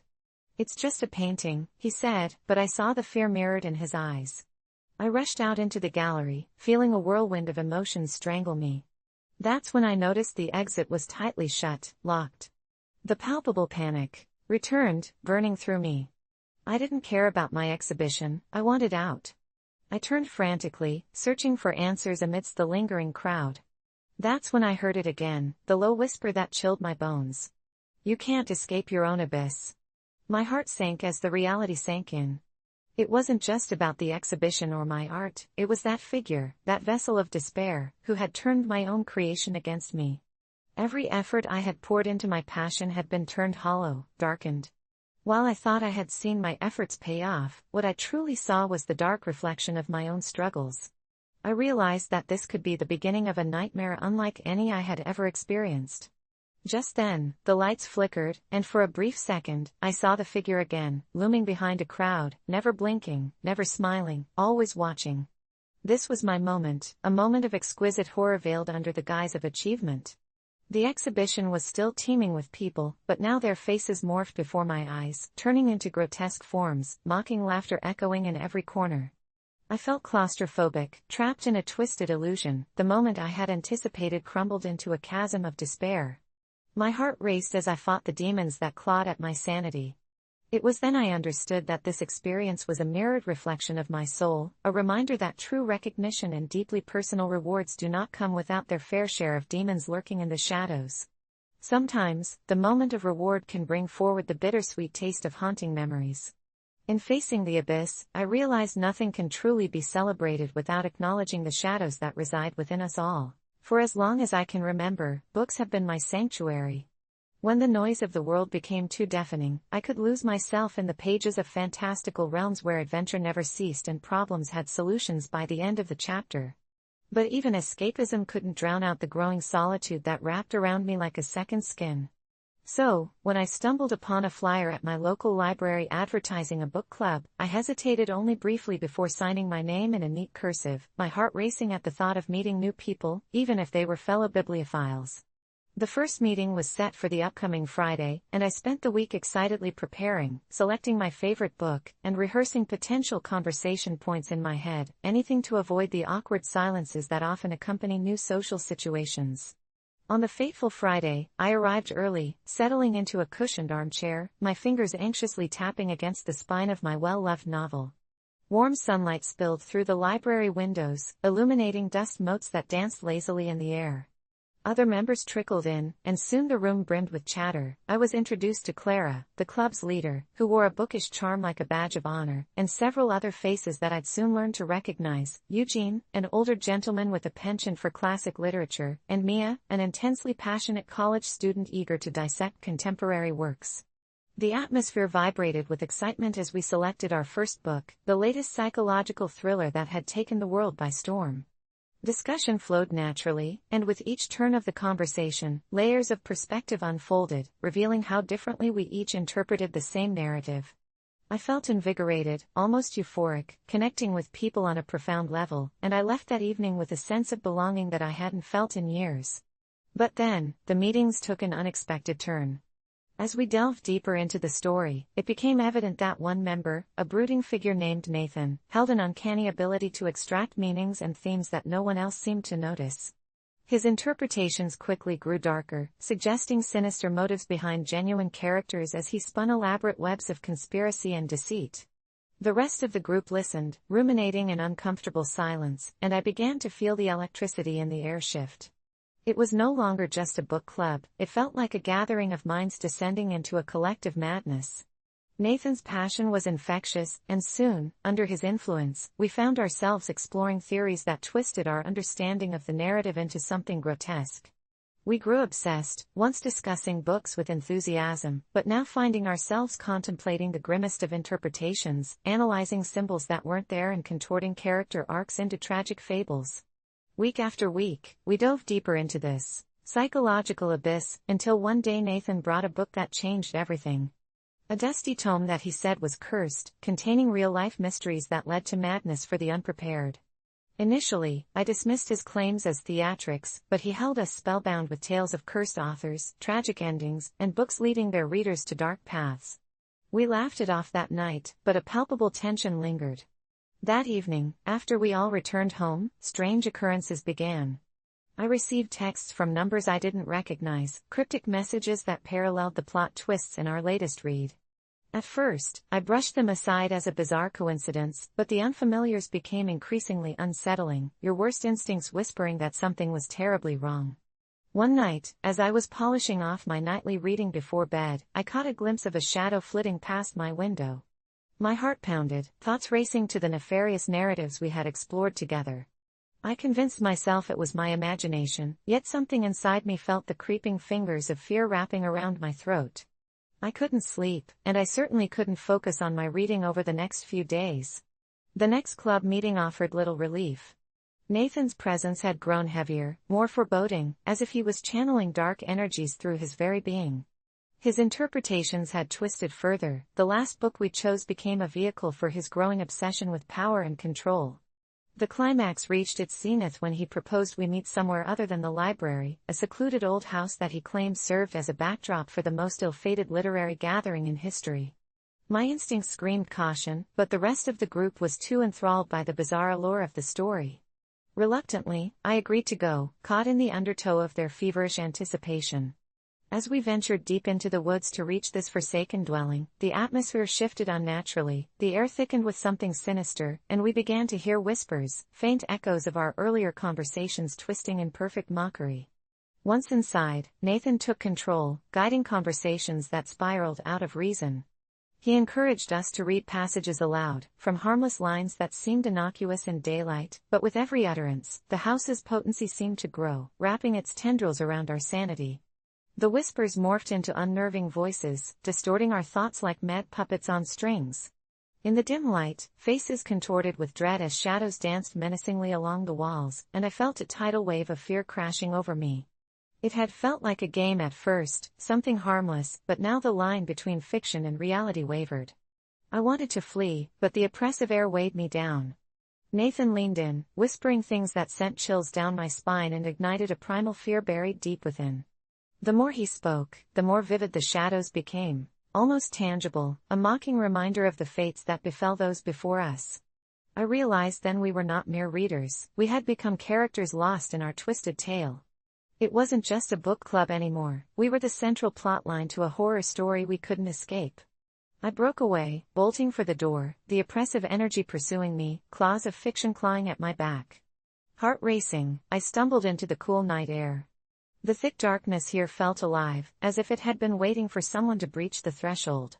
But just as I thought I'd escaped, I could sense Nathan's presence behind me, the weight of his shadow pressing down with overwhelming force and insatiable hunger.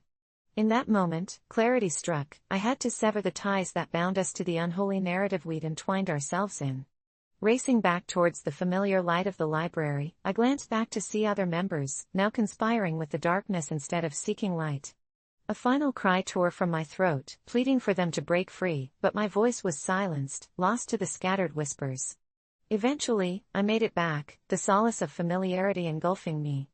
Though the books called me back, I'd learned a different kind of perspective, one riddled with the danger of obsession. Now, I watched the club from a distance, hesitant to step inside. Each meeting echoes through my mind, resurfacing the terror of being so deeply trapped in an elaborate narrative that reality twisted and turned into something sinister. I write this now, as a warning to anyone looking for camaraderie among the pages. Be careful of the book club you choose, and remember, not all perspectives are meant to be explored. Sometimes, it's best to close the book and walk away before it's too late. When I found a mentor who changed my life, I had no idea that meeting him would drag me into a nightmare I could never have imagined. I was 22, freshly graduated and desperate for direction. Feeling lost and overwhelmed, I stumbled across an online forum dedicated to self-improvement and success, and there, among the posts by overly optimistic youth, I found a reply that stood out. It was from a man who called himself Mr. Blackwood. His words were a mixture of dark wisdom and an oddly comforting tone that told me he understood the struggles of the lost. After a few back-and-forth interactions, he suggested we meet in person, claiming he had some valuable insights that could change my life. I should have felt an ounce of caution, but my desperation overpowered my instincts. I agreed to meet him at a small cafe on the edge of town. When I finally saw him, Mr. Blackwood was an imposing figure, tall, dressed entirely in black, with piercing gray eyes that seemed to see through me. He wasted no time in introducing himself. "You seek knowledge, don't you?" he said, and I nodded, feeling oddly entranced by his charisma. For hours, he spoke about life's hidden opportunities, the keys to success, and the fate that awaits those who embrace their true potential. The gravity of his words pulled me in further, and by the end of our meeting, I believed that he was my ticket to a better future. He offered me his mentorship, insisting that I had raw potential I just needed guidance to unlock. Delighted and eager, I accepted his offer without a second thought. Over the next few weeks, our meetings became more intense. Each session spiraled deeper into discussions that felt almost hypnotic. He pushed me to confront my fears, and while I never felt entirely comfortable, there was something intoxicating about his methods. One afternoon, he told me about the dark door, an exercise he claimed would help me shed my past and emerge reborn. I was skeptical, but part of me was yearning for change. He guided me to a rundown building that looked like it hadn't seen a soul in years. It was ominously quiet, with dust motes dancing in the shafts of light that broke through broken windows. He instructed me to repeat a mantra he had given me while standing in front of a heavy wooden door that seemed to vibrate with an energy all its own. I felt compelled to obey, my pulse quickening as I whispered the words, "I am ready. I will embrace the darkness to find my light." As I spoke, the air grew colder, the shadows around me more pronounced. Just as I finished speaking, the door creaked open slightly, revealing a dark corridor that seemed to stretch into oblivion. I hesitated, an instinctual warning flashing through my brain. "You need to step through," Mr. Blackwood encouraged, his voice hypnotic. "This is your moment." Trying to shake the fear creeping into my chest, I took a deep breath and stepped inside. The door slammed shut behind me, plunging me into pitch blackness. I walked forward, unsure of where I was going. With each step, I felt the weight of something vast and shifting around me. It was suffocating, pressing against my skin like a heavy fog. An eerie sensation swept through me, and I suddenly felt as if I weren't alone. Whispers began to fill the air, indistinct but insistent, tugging at the edges of my consciousness as if I was being beckoned deeper into the abyss. Panic surged through me. I turned to run back to the door, but it had vanished.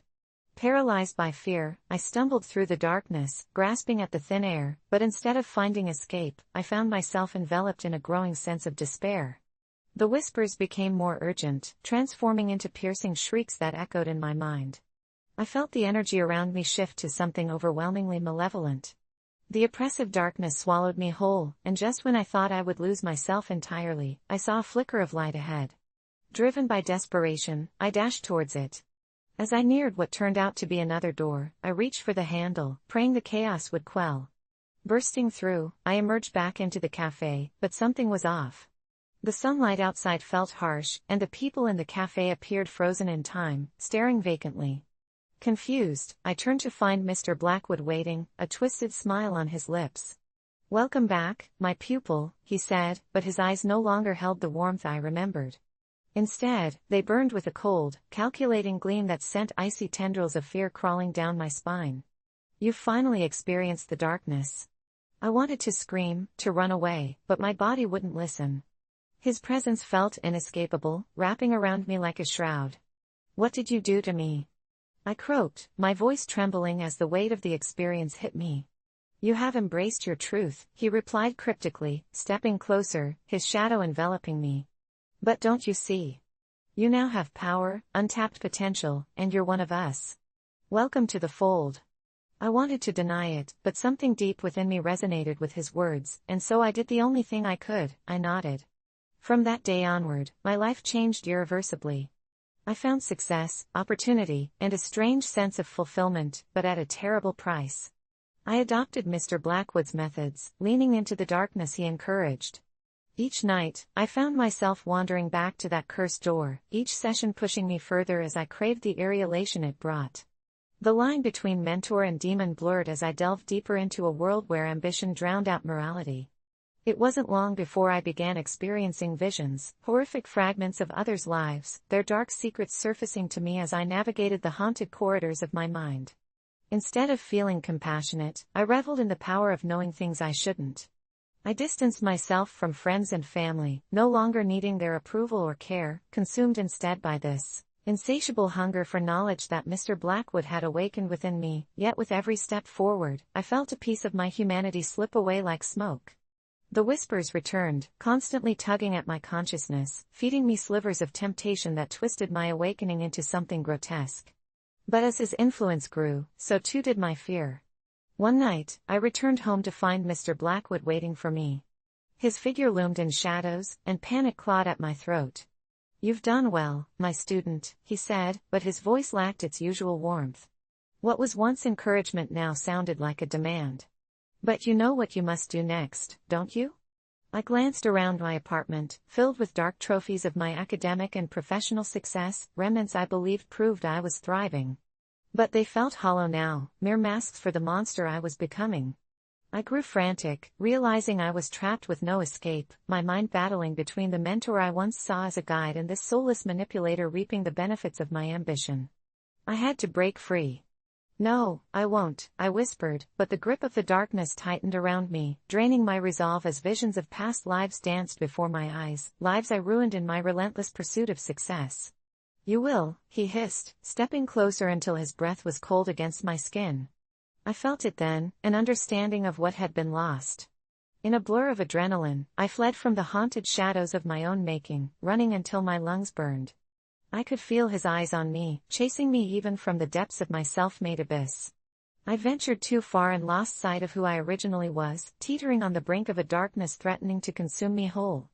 I kept running until I found myself in front of that cursed building, the place where it all began. The door loomed before me, both inviting and terrifying. I hesitated, feeling the weight of Mr. Blackwood's influence bearing down on me. To reclaim myself, I knew I had to face him. I pushed open the door, bracing myself for whatever lay ahead. The corridor felt colder, more oppressive, like a grave waiting to swallow me whole. I stepped into the darkness once more, reciting that mantra even as fear gripped me, prepared to plunge into the depths of my own psyche. I would confront not just Mr. Blackwood, but the darkness within myself. In that moment of clarity, I realized my mentor wasn't a person, but a manifestation of my own demons, my greed, my lust for knowledge, the yearning to escape reality. I knew I had to strip away the darkness, confront my flaws, and reclaim the light that flickered deep inside me. What I found in the depths of that corridor was both terrifying and liberating, the faces of those I had wronged twisted through my mind, and I felt their pain as if it were my own. I screamed, allowing the anguish to pour forth, shattering the shadows surrounding me. The corridor trembled, and suddenly, Mr. Blackwood's form materialized, a dark figure filled with rage and desperation. You cannot escape, he yelled as I charged toward him. But I was no longer the lost pupil, I was reclaiming my power. I made the choice to fight, releasing all I had absorbed from his dark teachings until it surged through my fingers, coalescing into a brilliant light. I thrust it toward him, and for a brief moment, I saw real fear in his eyes before he disintegrated into a cascade of shadows. Silence settled, wrapping around me like a shield. I had stepped through the darkness, embraced it, and emerged reborn. I woke in the cafe, but this time, life resumed all around me, the people moving as they should. I felt like I had returned from a long, harrowing journey. My resolve was stronger, and the weight of the darkness had lifted. I would not forget Mr. Blackwood or the lessons he taught me, but I now understood their origin. It was up to me to forge my path, filled with hope and light. Today, I share my story as a cautionary tale. Seeking a mentor can illuminate your path, but be wary of the darkness that sometimes lurks behind the facade of wisdom. Know yourself, embrace your light, and heed the whispers that forever float around you, for they may be your guiding stars or the demons from which you must flee. I've never been one to share personal stories, especially the ones that make you cringe in retrospect, but there's something about this experience that still haunts me. I can't shake the memories of that day, the most embarrassing moment of my life, a moment that not only changed my reputation but also the way I view the world around me. It all started during my senior year of high school, in the spring semester. Our school had an annual talent show, and I had decided to showcase my passion, magic tricks. I had spent weeks preparing, practicing sleight of hand and perfecting my favorite illusion. When the day finally arrived, I was riddled with nerves, but it was also exciting. My friends had gathered to support me, and I felt ready to dazzle everyone with my grand finale, a trick I had seen that involved making a person vanish.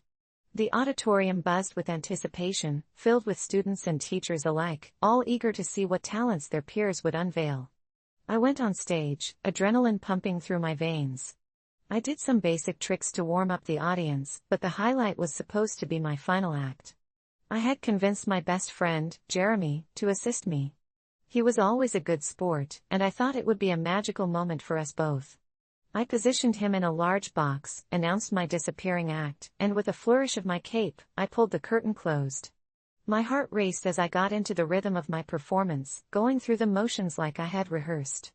I built up the suspense, waving my wand, chanting and performing all the dramatic flair that I could muster. Then I whipped open the curtain, ready to reveal an empty box. For a second, there was just a stunned silence as the audience processed what they thought they just saw. But then it hit me. Jeremy was still in the box, looking confused and a bit terrified. Panic surged through me as I scrambled to think of what to do next. I was supposed to be the magician, the master of illusion, and now I was the fool standing in front of 1,000 eyes, dead silent except for the growing laughter echoing through the crowd. I stammered, trying to recover, but all I could do was awkwardly fumble with the props until Jeremy, seeing my desperation, called out, "Hey, I'm still here." The laughter escalated. My face burned. I had to think fast. In a desperate attempt to salvage the act, I improvised, waving my hands and attempting to lift the box dramatically. But instead, I ended up knocking it over completely. It toppled over, wooden panels splintering, and Jeremy tumbled out, landing in a heap. The audience erupted into a chorus of roars and howls, the kind that would drown out any hope of regaining control. Mortified, I rushed to help him up, but the damage was done. My name became synonymous with disaster that night. As we left the stage, my mind spiraled with humiliation. My friends tried to console me, and for a moment, I thought I could brush it off as just a funny story. But, when I returned to school the following Monday, it was like walking through a minefield. Every corner I turned, I could hear whispers. "You're the magician," they'd say, bursting into laughter. I'd catch snippets of conversations, every one of them retelling the story of my failure, each more exaggerated than the last. It wasn't just the students, even some of the teachers joined in on the fun, chuckling to themselves. I felt like a pariah. I began avoiding the cafeteria, the hallways, even the gym. I had worked so hard to make my mark before graduation, and now it felt like my biggest legacy was going to be a colossal failure. Just as I was starting to believe that maybe I could endure this, something worse happened. One afternoon, after school, as I was gathering my things, I overheard a group of popular boys talking about the talent show. They were showing videos on their phones and laughing. My heart sank as I realized they were sharing a clip of the incident. My embarrassment streamed online without my permission. I was horrified, my face instantly flushed as I heard my voice screaming along with the laughter of the crowd. "Just look at him," one of them said, pointing at the screen. "You gotta love a magician who can't even make his friend disappear." I bolted out of there, feeling sick. That moment felt like the death knell for any semblance of a normal senior year. I withdrew from everything, skipping out on events, and stopped hanging out with friends. Instead, I spent hours in my room replaying the incident in my mind, continually wincing at the absurdity of it all. I'd become a recluse, unable to shake the crippling embarrassment that clouded my thoughts. However, just when I thought I was destined to end my high school career as a joke, things took a turn I hadn't expected. A few weeks later, I received a direct message on social media from a girl named Lydia, someone I had known casually but never talked to. She invited me to a local coffee shop where she said she wanted to chat. I was apprehensive, but the thought of being seen as nothing more than that magician started to wear on me. Some part of me craved a real connection, free of judgment and laughter. So, I agreed. When I arrived, she smiled warmly, and we started chatting. She mentioned the talent show incident as if it was just a funny story. Honestly, I loved your act, she admitted. You turned an embarrassing moment into something memorable, and that takes guts. For the first time in weeks, I felt a glimmer of hope. We talked for hours, sharing laughs and stories, and within a few days, we began hanging out regularly. Eventually, I told her everything, the shame and anxiety that had overwhelmed me since that day. To my surprise, she didn't laugh or mock me. Instead, she shared her own embarrassing moments, and right in that moment, I realized we all had our moments of vulnerability, sometimes even more embarrassing than mine. Through her, I found solace. Whatever heat of embarrassment I had felt transformed into something manageable. We ended up becoming close friends, and all those memories of the cruel laughter faded. I learned to face my fears head-on, to tackle my vulnerability instead of hiding from it. Through this experience, I discovered that sometimes, the only way to face the fallout of embarrassment is not to shield yourself away but to step into the light, where you can find others who understand. In time, I worked up the courage to hit the stage again, this time for an open mic night where I told my story with humor, capturing the mishap that had once haunted me and making others laugh with me instead of at me. The once dreaded moment turned into a point of connection, and as I walked off the stage that night, the wave of applause drowned out any echoes of shame that had lingered for so long. I realized that sometimes the most embarrassing moment of your life can be the seed of the greatest friendships and the most profound personal growth. How I accidentally became the office hero. It all started on a typical Wednesday morning.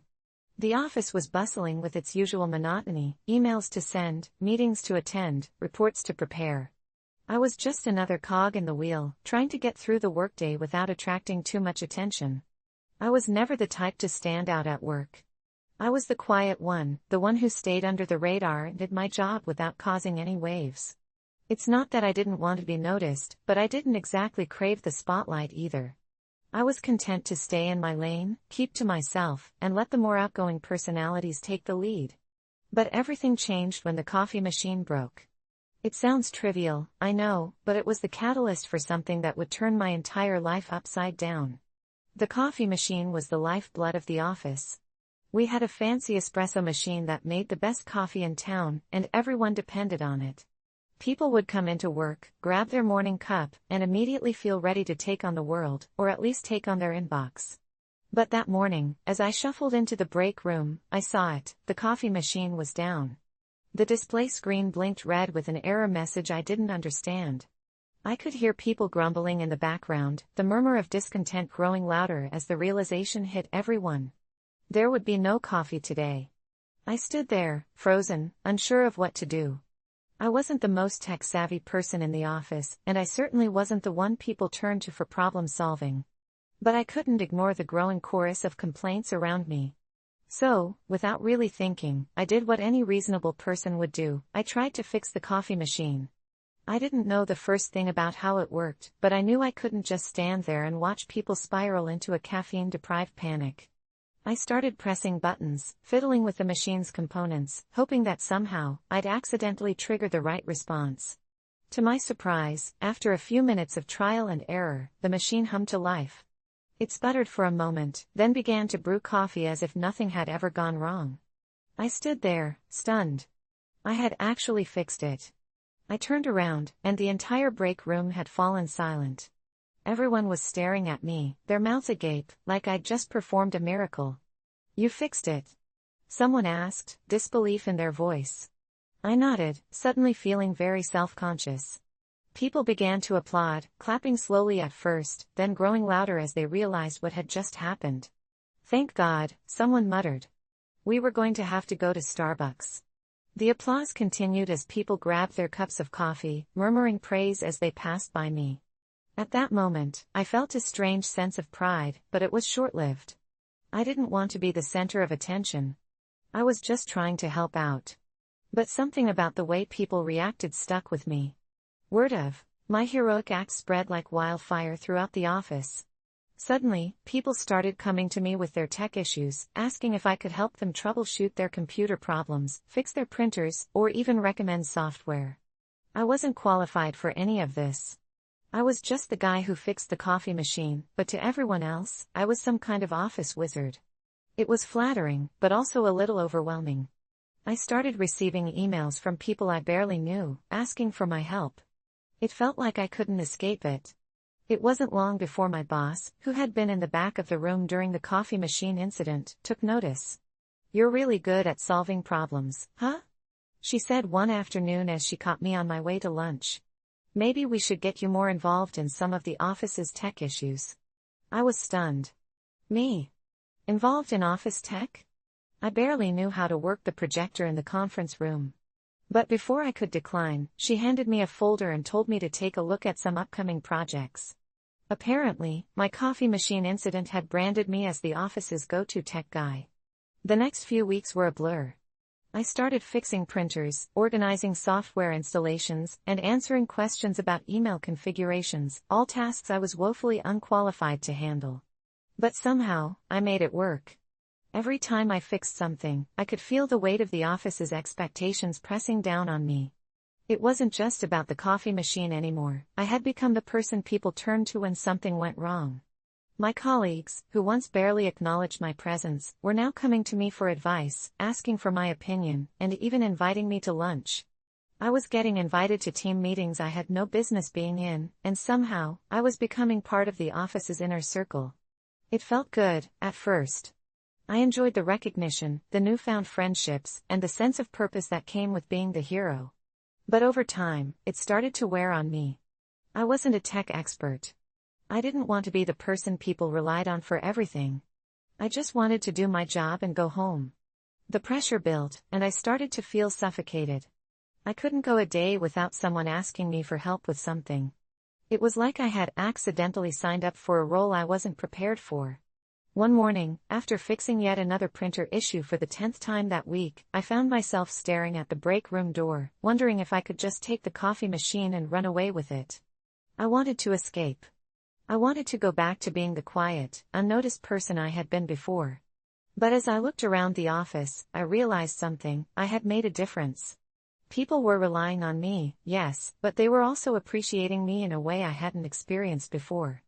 They trusted me. And maybe, just maybe, that was something worth holding on to. I never set out to be the office hero. It just kind of happened. I didn't have a plan, didn't expect it, and certainly didn't ask for it. But in the end, I learned something important. Sometimes the greatest things in life come from the most unexpected places. And sometimes, being the hero doesn't mean having all the answers, it just means being willing to step up when it matters most. So, while I may not be the office wizard I'm made out to be, I've learned to embrace my accidental role. After all, no one's ever too old to be surprised by how much they can achieve. I never thought I'd find myself at the center of workplace gossip, but the day the rumors started, everything spiraled into chaos. It was just another Tuesday at Acme Corp, and I was preparing for the weekly team meeting. Always the diligent worker, I arrived early to go over my notes, but the office was unusually quiet. The fluorescent lights hummed, and as I flipped through my PowerPoint slides, I couldn't shake the feeling that something was off. Then, during the meeting, I overheard whispers about me. It began innocently enough, a couple of teammates sneering about my relationship with my boss, Lucy. The rumors had taken root. They claimed we were romantically involved, which, for the record, was entirely false. Lucy was older, married, and someone I respected as a mentor. But the whispers escalated, morphing into something darker, something insidious. By midweek, a colleague approached me, eyes darting, as if he were delivering classified information. "You know they're saying you're the reason Lucy's getting a divorce?" he hissed. My stomach dropped. I tried to brush it off, laugh it away, but the laughter wouldn't come. I could feel the walls closing in, tattered whispers echoing louder each day. Coworkers who were once friendly now avoided eye contact, and those who did engage would smirk or step back, as if I was a ghost lingering in their past. Meetings became uncomfortable, silence stretched on, and faces filled with skepticism surrounded me. I knew I had to act quickly. One night, insomnia hit me hard, the whispers intertwining with my thoughts, gnawing at my sanity. I put my fingers to the keyboard and decided to document everything in a private journal. I wrote down who said what and when, trying to piece together how this had happened. Then, I let an email slip, an anonymous tip about the gossip to HR. Perhaps it was cowardly, but I thought it could at least shine a light on the darkness engulfing me. Days passed, and the atmosphere turned colder. HR never responded, and the whispers had transformed into cold stares and pointed fingers. But I was determined. I confronted my coworkers, asking directly if they believed the rumors. "Do you think I'm a homewrecker?" I demanded, and their eyes widened, shock mixed with something resembling fear. "No, no, of course not," they stammered, but it was clear they were still harboring doubts. I could either fold under pressure or fight back. So I hatched a plan. I decided to hold an office-wide meeting, an open forum where everyone could air grievances and discuss the gossip openly. It was risky, and inside I screamed at myself for suggesting it, but I felt it was the only way to confront the situation head-on. The day arrived, and the room was packed. I stood at the front, heart racing, palms sweating. "Thank you all for coming," I began, my voice quivering but resolute. "I'm here because I need to clear the air and address the rumors that have been swirling around me. I want everyone to understand I am not having an affair with Lucy or anyone in this office. The gossip has hurt me personally and professionally." The tension in the room was palpable. I could see their expressions change, confusion setting in as some recognized their roles in the turmoil. "Let's talk about why we feel the need to gossip," I continued, my voice gaining a bit more strength. "What does it say about us if we choose to entertain whispers instead of having open conversations?" Murmurs rippled through the crowd, defiance slowly giving way to understanding. I directed my gaze toward Lucy, who was silently observing from the back of the room. "Lucy has been a mentor to many of us, and this is not how we should treat someone who's invested in our growth." There were whispers of agreement, a flicker of hope. I turned to the cohort and said, "Anyone who has further questions or uncertainties about me can come speak freely." It wasn't a magic fix, but slowly, the icy facade began to thaw. Over the following weeks, the atmosphere began to shift. Conversations changed from gossip to collaboration, and the focus moved away from me and onto real work. My coworkers started to engage with me again. Lucy called a meeting for our team, addressing the gossip head-on, admitting it had spiraled out of control. The cracks in the office dynamic healed as we focused together, leaning on one another and supporting each other professionally. But the struggle against gossip is ongoing, it lingers like a shadow. I keep the journal of all those moments as a reminder that I survived, that I chose to confront the darkness rather than let it consume me. Though the whispers never truly disappear, I learned the value of communication over speculation. I walked away with the understanding that the real survival wasn't about silencing the gossip, it was about reclaiming my truth, learning to stand firm against the tide, and using my voice to spark real change. Now, with my heart still racing at the memory of those turbulent times behind me, I find solace in the lessons learned, and I share my story, hoping it might help someone else facing their own survival tale amidst workplace gossip. When they say those stories may haunt you, remember you are not alone, and sometimes all it takes is one voice to drown out the rest. I remember the day I stood up to my boss as if it was yesterday, though it happened almost a year ago now. It started as an ordinary Tuesday morning at Marrow Industries, where I had been slaving away in the marketing department for almost 3 years. My boss, Mr. Van Cree, a man with the charm of a feral cat, had a reputation for being tough but fair, at least that's what I had told myself when I took the job. The endless cycle of product launches meant that we were always under pressure, and every time our team failed to deliver, Mr. Van Cree's disappointment reverberated through the office like a dark cloud. But that day felt different. It was like I could sense something stirring in the air. All morning long, my intuition was churning uneasily, warning me that change was looming. It was just another pitch meeting in the conference room, but as we sat around the slick ebony table, something changed in him. His brow furrowed, and his usual ice blue eyes turned into an intense gray that made my heart race with anticipation. I could feel my palms sweating, gripping the edge of my chair tightly. When he began tearing into our latest campaign, a new energy drink we had marketed with the slogan "Unleash Your Inner Beast," I realized it wasn't just about the campaign, this was personal. Midway through his tirade, something shifted. I glimpsed the reflection of my tousled hair in the glass wall adjacent to the office, and I thought enough was enough. Maybe it was the past few years of accumulated stress or the relentless pressure of deadlines, but at that moment, a wave of resolve washed over me. Before I even realized what I was doing, I stood up, interrupting him mid-sentence. "Mr. Van Cree, I need to say something," I blurted, my voice trembling.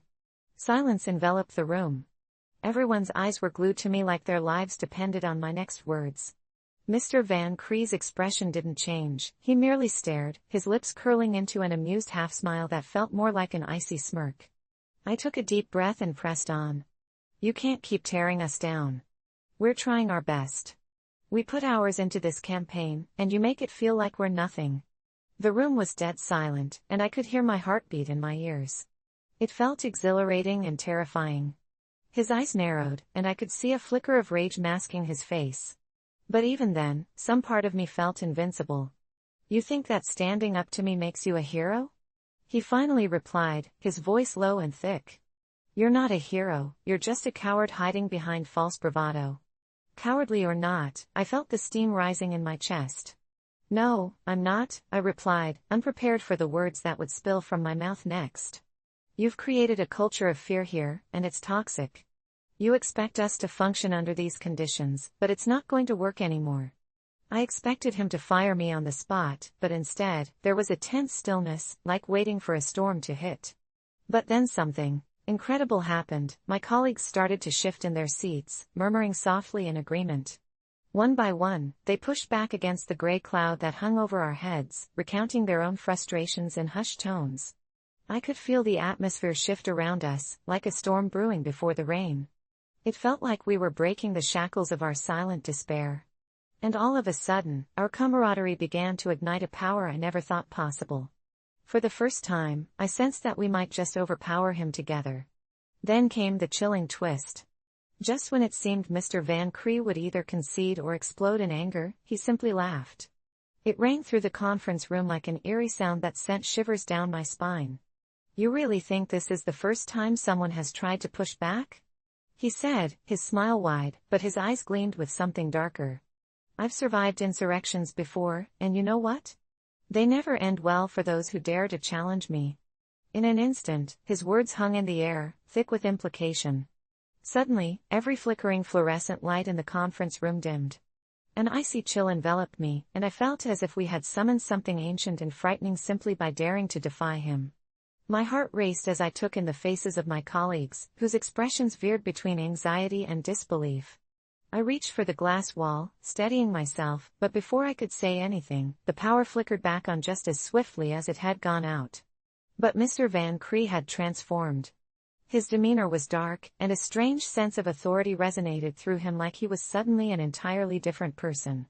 He leaned forward, eyes locked on mine, his voice smooth and terrifying. "Let's make one thing clear," he uttered, "this is my world. You are here because I allow you to be. Don't forget that." That chilling proclamation descended like a shroud, suffocating the energy we had just summoned. As I swallowed hard, I realized the risk of standing up to him wasn't just about my job, it was about something much thicker, something I couldn't quite grasp at that moment. In one last surge of rebellion, I blurted, "I may not be a hero, but I refuse to be another victim of your tyranny." My adrenaline surged as I sat down, feeling a tremendous weight lift off my shoulders. The room was silent, but beneath the silence, I could feel the budding hope that maybe we'd caused just a ripple in his armor. For the next few weeks, there was an unspoken tension in the office. Without directly addressing the confrontation, Mr. Van Cree seemed to tighten his grip even more. This man who thrived on control now treated everyone like pawns on a chessboard, and I was convinced he held a grudge. Muffled whispers filled the break room, and a sense of dread seeped into our routines. Then one late night, as I lingered after hours to finish a project, I heard faint noises echoing in the labyrinth of the empty office space. It felt out of place, like a soft, sinister whisper wrapped around me. Glancing around, the office lights flickered, plunging the corners into shadows that danced menacingly. I turned to leave when I spotted the door to Mr. Van Cree's office ajar, faint light illuminating the hallway. Curiosity overcame me, and I edged closer, heart thudding against my ribcage. As I tiptoed inside, an icy chill gripped me. Moments later, my breath caught in my throat. The walls were plastered with photos, pictures of my colleagues, shot in secret. Their expressions were twisted, revealing their most vulnerable moments. Heartbeats surged as my eyes darted to a corkboard in the corner, filled with notes scribbled in his handwriting, weaknesses, personal fears, targets. I stumbled back, horrified. Realization washed over me, merging fear with guilt. This man was dangerous, more of a predator than I had ever imagined. Panic gripped me. I had challenged a monster. I collapsed against the wall, and in that moment, without hesitation, I fished out my phone and snapped pictures of evidence that could destroy him. My heart raced like a drum as I backed away from the image-laden walls, but just as I turned to run, the door slammed shut. I spun around, breath hitching in my throat, facing Mr. Van Cree, who stood there framed by the doorway, menacing and victorious. "You should have known better than to get involved," he said, his voice low, filled with eerie calmness. "You've played your cards, but now the game has just begun." My hands trembled as I gripped my phone, ready to document everything, but then I felt an icy grip around my throat, dragging me closer, suffocating me with fear. In that moment, I realized I had truly stepped into the lion's den, and the price of defiance would be my life. I woke up the next morning, drenched in sweat, my heart pounding like a war drum, only to find my phone gone and the office buzzing like a beehive. The memories of the previous night seemed misty, like a nightmare that never really occurred. I didn't dare speak of what I had witnessed. A yet-to-be-defined malaise hung over the office, filling this space with uncertainty and trepidation. Who could I trust? Days turned into weeks, and the atmosphere shifted yet again. Mr. Van Cree appeared more unpredictable than ever. Coworkers would disappear, only to return with haunted expressions, as if stripped of their souls. I couldn't shake the feeling that I was relentlessly being watched, feelings that escalated whenever Mr. Van Cree passed by my cubicle, his eyes scanning me like I was the last meal on earth. Finally, one fateful Friday, a few close colleagues and I devised an escape plan. We gathered after hours, a group determined to expose the darkness lurking beneath the surface. My heart raced as we reached for evidence, armed with our digital resources, ready to confront the monster in the tower. But as the clock approached midnight, the lights flickered once more, casting malevolent shadows across the walls like fingers reaching for us. The air thickened as Mr. Van Cree entered the room unannounced, his expression inscrutable. "Did you think you could unravel my work?" he sneered, voice dripping with dread. My colleagues tensed, but there was no backing out now. "We know what you've been doing," I yelled, voice trembling but defiant. "We're not going to be your pawns anymore." What followed was explosive. We unleashed evidence that erupted like a thunderstorm, and the confrontation spiraled into chaos. The atmosphere thickened with tension, and I felt as though I was in the eye of a cyclone, the winds whispering threats, daring us to falter. Mr. Van Cree merely regarded us with chilling calm, eyes gleaming with a malevolence we couldn't ignore. I felt hope and dread twist together. We were fighting against something far darker than we could understand. I remember it clearly, the moment we collectively made the leap from fear to rebellion, willing to drown in the storm for a chance at truth. As the night wore on, we unveiled his secrets, exposing the twisted hierarchy of fear. I watched as he lost his power, and the grip he had on our lives just slipped away like sand through his fingers. In a flash of fury, however, something snapped inside him. He lunged forward, rage boiling over, a monster unmasked. But we stood united, shoulder to shoulder. We would not go down without a fight. And in that harrowing moment, I glanced around at the worried faces surrounding me, flickering with fear but resonating with the primal courage that fueled us all. One by one, we shouted with collective strength, echoing one voice in a cacophony of defiance. Together we stood tall. It was a risk worth taking. We fought to reclaim what had been stolen from us. Ultimately, Mr. Van Cree was fired, but the truth remained. The scars lingered long after I walked away, the memory of that freezing air near his office, the secrets unearthed, and the faces of my friends who rallied against the dark force that tried to oppress us. Every time I look back at that day, I wonder what made me stand up, or whether it was something far more sinister that pushed me to the edge. Maybe I wasn't just pushing back against a man, but against the shadows that lurk within institutions, waiting for silence, waiting for someone to challenge them. The cost was steep, but I left a piece of the monster behind that day, and I vowed to expose the darkness lurking in the corners, a risk worth taking for the sake of freedom. The family dinner that turned into chaos. Here's what went down. It was supposed to be a normal family dinner, one of those rare occasions when everyone managed to carve out some time to come together, share a meal, and catch up.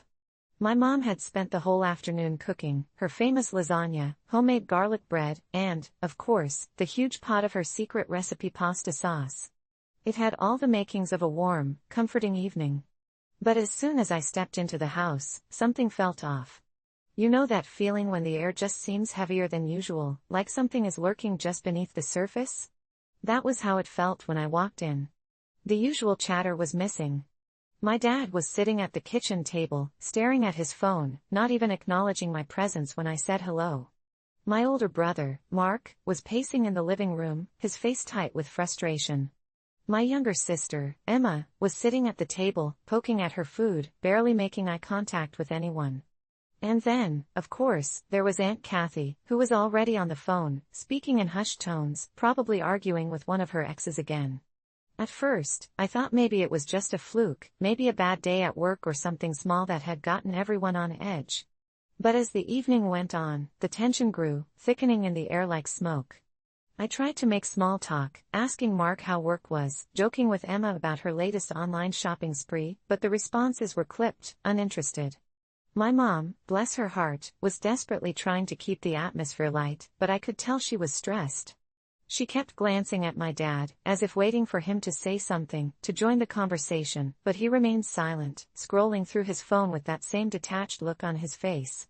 Then, it happened. The moment that would turn everything upside down. Aunt Kathy, after finishing her phone call, hung up and slapped the phone down on the table with a little more force than necessary. The sound of the slap made everyone freeze. She looked around the table with a sly grin on her face, as if she had just uncovered some deep, dark family secret. "I know what you've all been hiding," she said, her voice low but full of mischief. I was about to ask what she meant when my dad finally spoke up, his voice strained, like he was trying to keep his anger in check. "What the hell are you talking about, Kathy?" My aunt's grin only widened. "You think I haven't figured it out? You've all been keeping secrets from me. From the family. You thought I wouldn't notice, but I did." Everyone was staring at her now, and I could feel my heart rate increase. What was she talking about?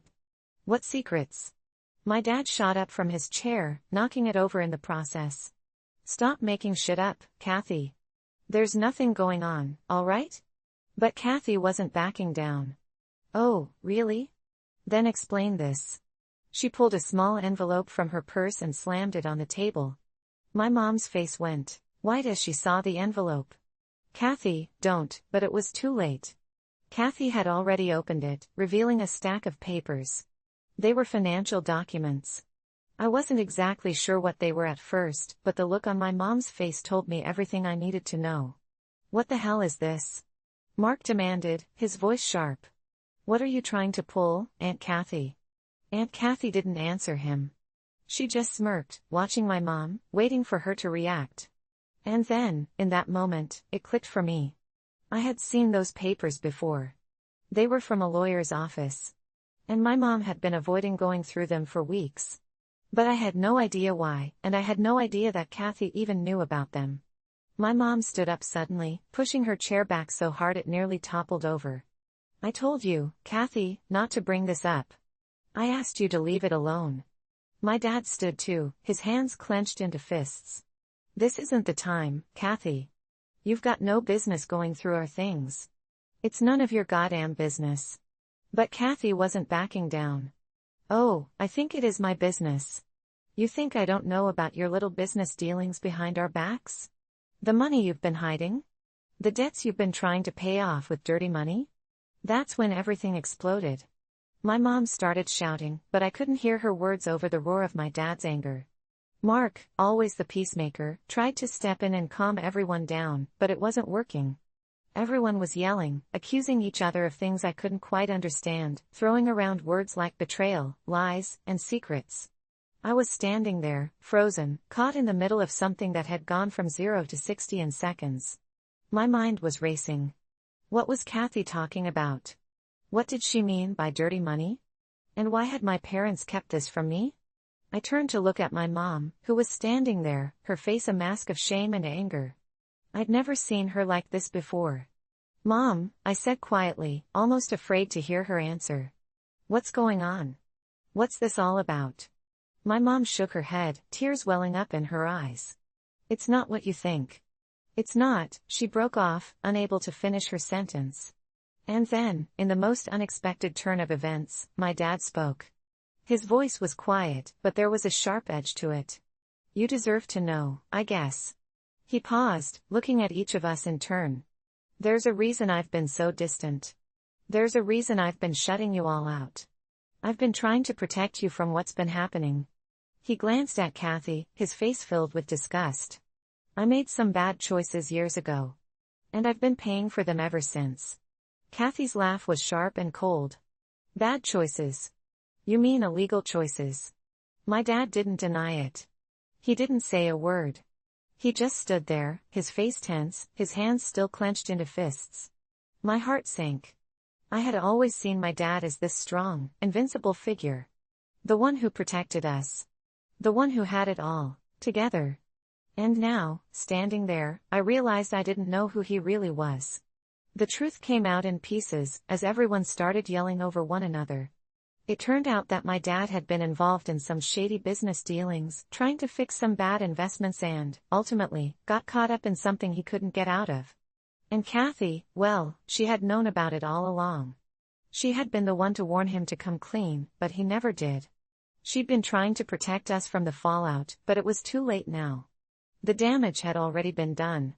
The family dinner that was supposed to be a time to catch up and share laughs turned into a full-blown confrontation, a chaotic mess of secrets, lies, and accusations. The rest of the evening was a blur, a whirlwind of emotions and questions that didn't have any answers. Mark ended up storming out, unable to handle the tension any longer. Aunt Kathy left, too, but not before saying something I'll never forget. "You'll all be fine. But your dad. He's going to pay for what he's done. And so will you." The words haunted me long after she left, and I couldn't shake the feeling that something darker was just beginning. It's been weeks since that dinner, and things haven't been the same since. The secrets are out in the open, and nothing will ever be the same. My family is broken, but we're all still here, trying to pick up the pieces. But what happened that night, what was said, will haunt me for a long time. And no matter how hard we try to move on, I don't think we'll ever forget the night that a simple family dinner turned into something we could never undo. I used to dread compliments. It's not that I didn't appreciate the words, it was how they made me feel, like an imposter, a fraud, someone who only got where they were through luck rather than skill or hard work. This feeling festered until I became a master at deflecting praise. "Oh, it was nothing," I'd say, or "really, it was a team effort." Each time, I felt like I was diminishing the kind words I'd been given, pushing them back onto the giver as if they had misjudged me. I didn't understand that these reflexive responses were robbing me of a vital part of my humanity, a crucial thread in the tapestry of connection we have with one another. The turning point came unexpectedly. I had just gotten off an exhausting project at work, one that seemed like it would never end and drained every ounce of creativity I had. My mind was still tangled up in the chaos when I finally managed to stumble into the break room for some coffee. That's when Julie, our office manager, approached me with a serious look on her face. I braced myself, thinking she must have found something wrong with my work. Instead, she said, "I just wanted to thank you for all your hard work on the project. You really pulled us through." I felt my cheeks flush. "Oh, it was really nothing," I muttered before turning to pour my coffee, my heart racing. Julie crossed her arms and said, "You need to stop saying that. You're a valuable member of this team, and you need to learn how to accept compliments." I half-heartedly laughed it off, but her words rattled inside me like an echo in an empty room. That night, as I scrolled through social media, I stumbled upon a video of a woman giving a TED Talk about the importance of self-acceptance and gratitude in our lives. Her passion was contagious, and I found myself watching it 3 times, each time feeling something click inside of me. The guest speaker emphasized how accepting kind words is a way to honor the giver and, in turn, ourselves. It struck a chord deep within me, chipping away at the anxiety I felt when dealing with compliments. Motivated, I decided to turn my life around, not dramatically, but through small, achievable steps. The next day, when someone told me I did a good job, I looked them in the eyes, took a deep breath, and simply said, "Thank you." It felt weird and incredibly awkward, like trying to fit into clothes that were one size too small. But I pressed on, determined to embrace this new approach. As the days turned into weeks, I tried to incorporate this practice into my daily life. After a while, I began to notice a significant change. Accepting compliments felt less like a burden and more like a warm embrace. People began to compliment me more, perhaps inspired by the new, more confident energy I was putting out. I felt a strange glow each time I acknowledged their words without diminishing them. "You did great work on that report." "Thank you. I really put a lot of effort into it." Those conversations began to spill into my personal life too. Friends would message me out of the blue to say how much they appreciated me, and I finally took those words to heart, allowing myself to sit in the warmth of their kindness. I even spoke openly about my struggles with self-acceptance with my closest friends, and it was liberating. They shared their own vulnerabilities and fears, and we forged deeper connections with each revelation. But then came the night that shifted everything back into chaos, a party for a friend's engagement. I thought I'd be safe in the comfort of familiar faces, my walls built tighter than ever. As the night unfolded, people shared jokes, laughter, and, inevitably, compliments. "You're so creative, I love the decoration ideas you suggested." I was prepared to let the words wash over me but was caught off guard by the intensity of a voice that pierced through the noise. It was Ted, my old friend from college, who had always been a source of both admiration and insecurity for me. "You've grown so much, the projects you lead are incredible," he said, his eyes shining with sincerity. My instinct kicked in, deflection poised and ready. But in that moment, I hesitated and felt everything I had learned about acceptance bubble up like a freshly opened soda. I took a deep breath, fought back the old instinct, and met his gaze. "Thank you, Ted. That means a lot coming from you." In that split second, the atmosphere shifted. The laughter around us dimmed as Ted nodded, genuinely pleased. People shifted their gazes, the moment felt monumental, and then it happened, an electric recognition that ran through the crowd. Perceptions of ourselves are often marred by our past misconceptions, they warp our reality and redefine who we think we are. That night, I felt something change for the better. Embracing compliments had become an act of bravery, a celebration of my journey. But then, an unexpected darkness lurked just around the corner. A week later, Ted reached out with a message that sent chills down my spine. He asked if I wanted to meet up. Hesitant, but intrigued, I agreed, craving a deeper connection to tackle life beyond pleasantries. But when I arrived, he was different, an unusual intensity clouded his seemingly harmless demeanor. This time, compliments turned into strange, intense praise. "You shine brighter than anyone else, you know," he said, his words simultaneously comforting and alarming. The atmosphere grew thick, suffocating.